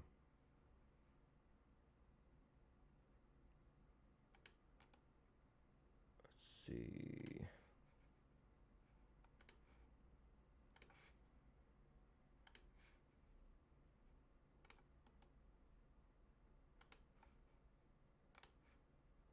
Okay. Cool. Well, with that, I want to thank you guys, anybody who might have dropped in or anybody who watches the replay. Again, it was such a good time being on the Marvelous Friends podcast. I'm really looking forward to a future appearance. So look forward to that. Potential of that happening down the road. We'll see. But with that, as usual, like, subscribe, drop a comment down below. Let me know what you all thought. If you like this sort of format, I stream this on Twitch and on YouTube as well. It's my first time doing that, so yeah, I think I'm going to try to do this live streaming thing a little bit more often on YouTube. We'll see how it goes. But yeah, thanks everybody, and I will catch you all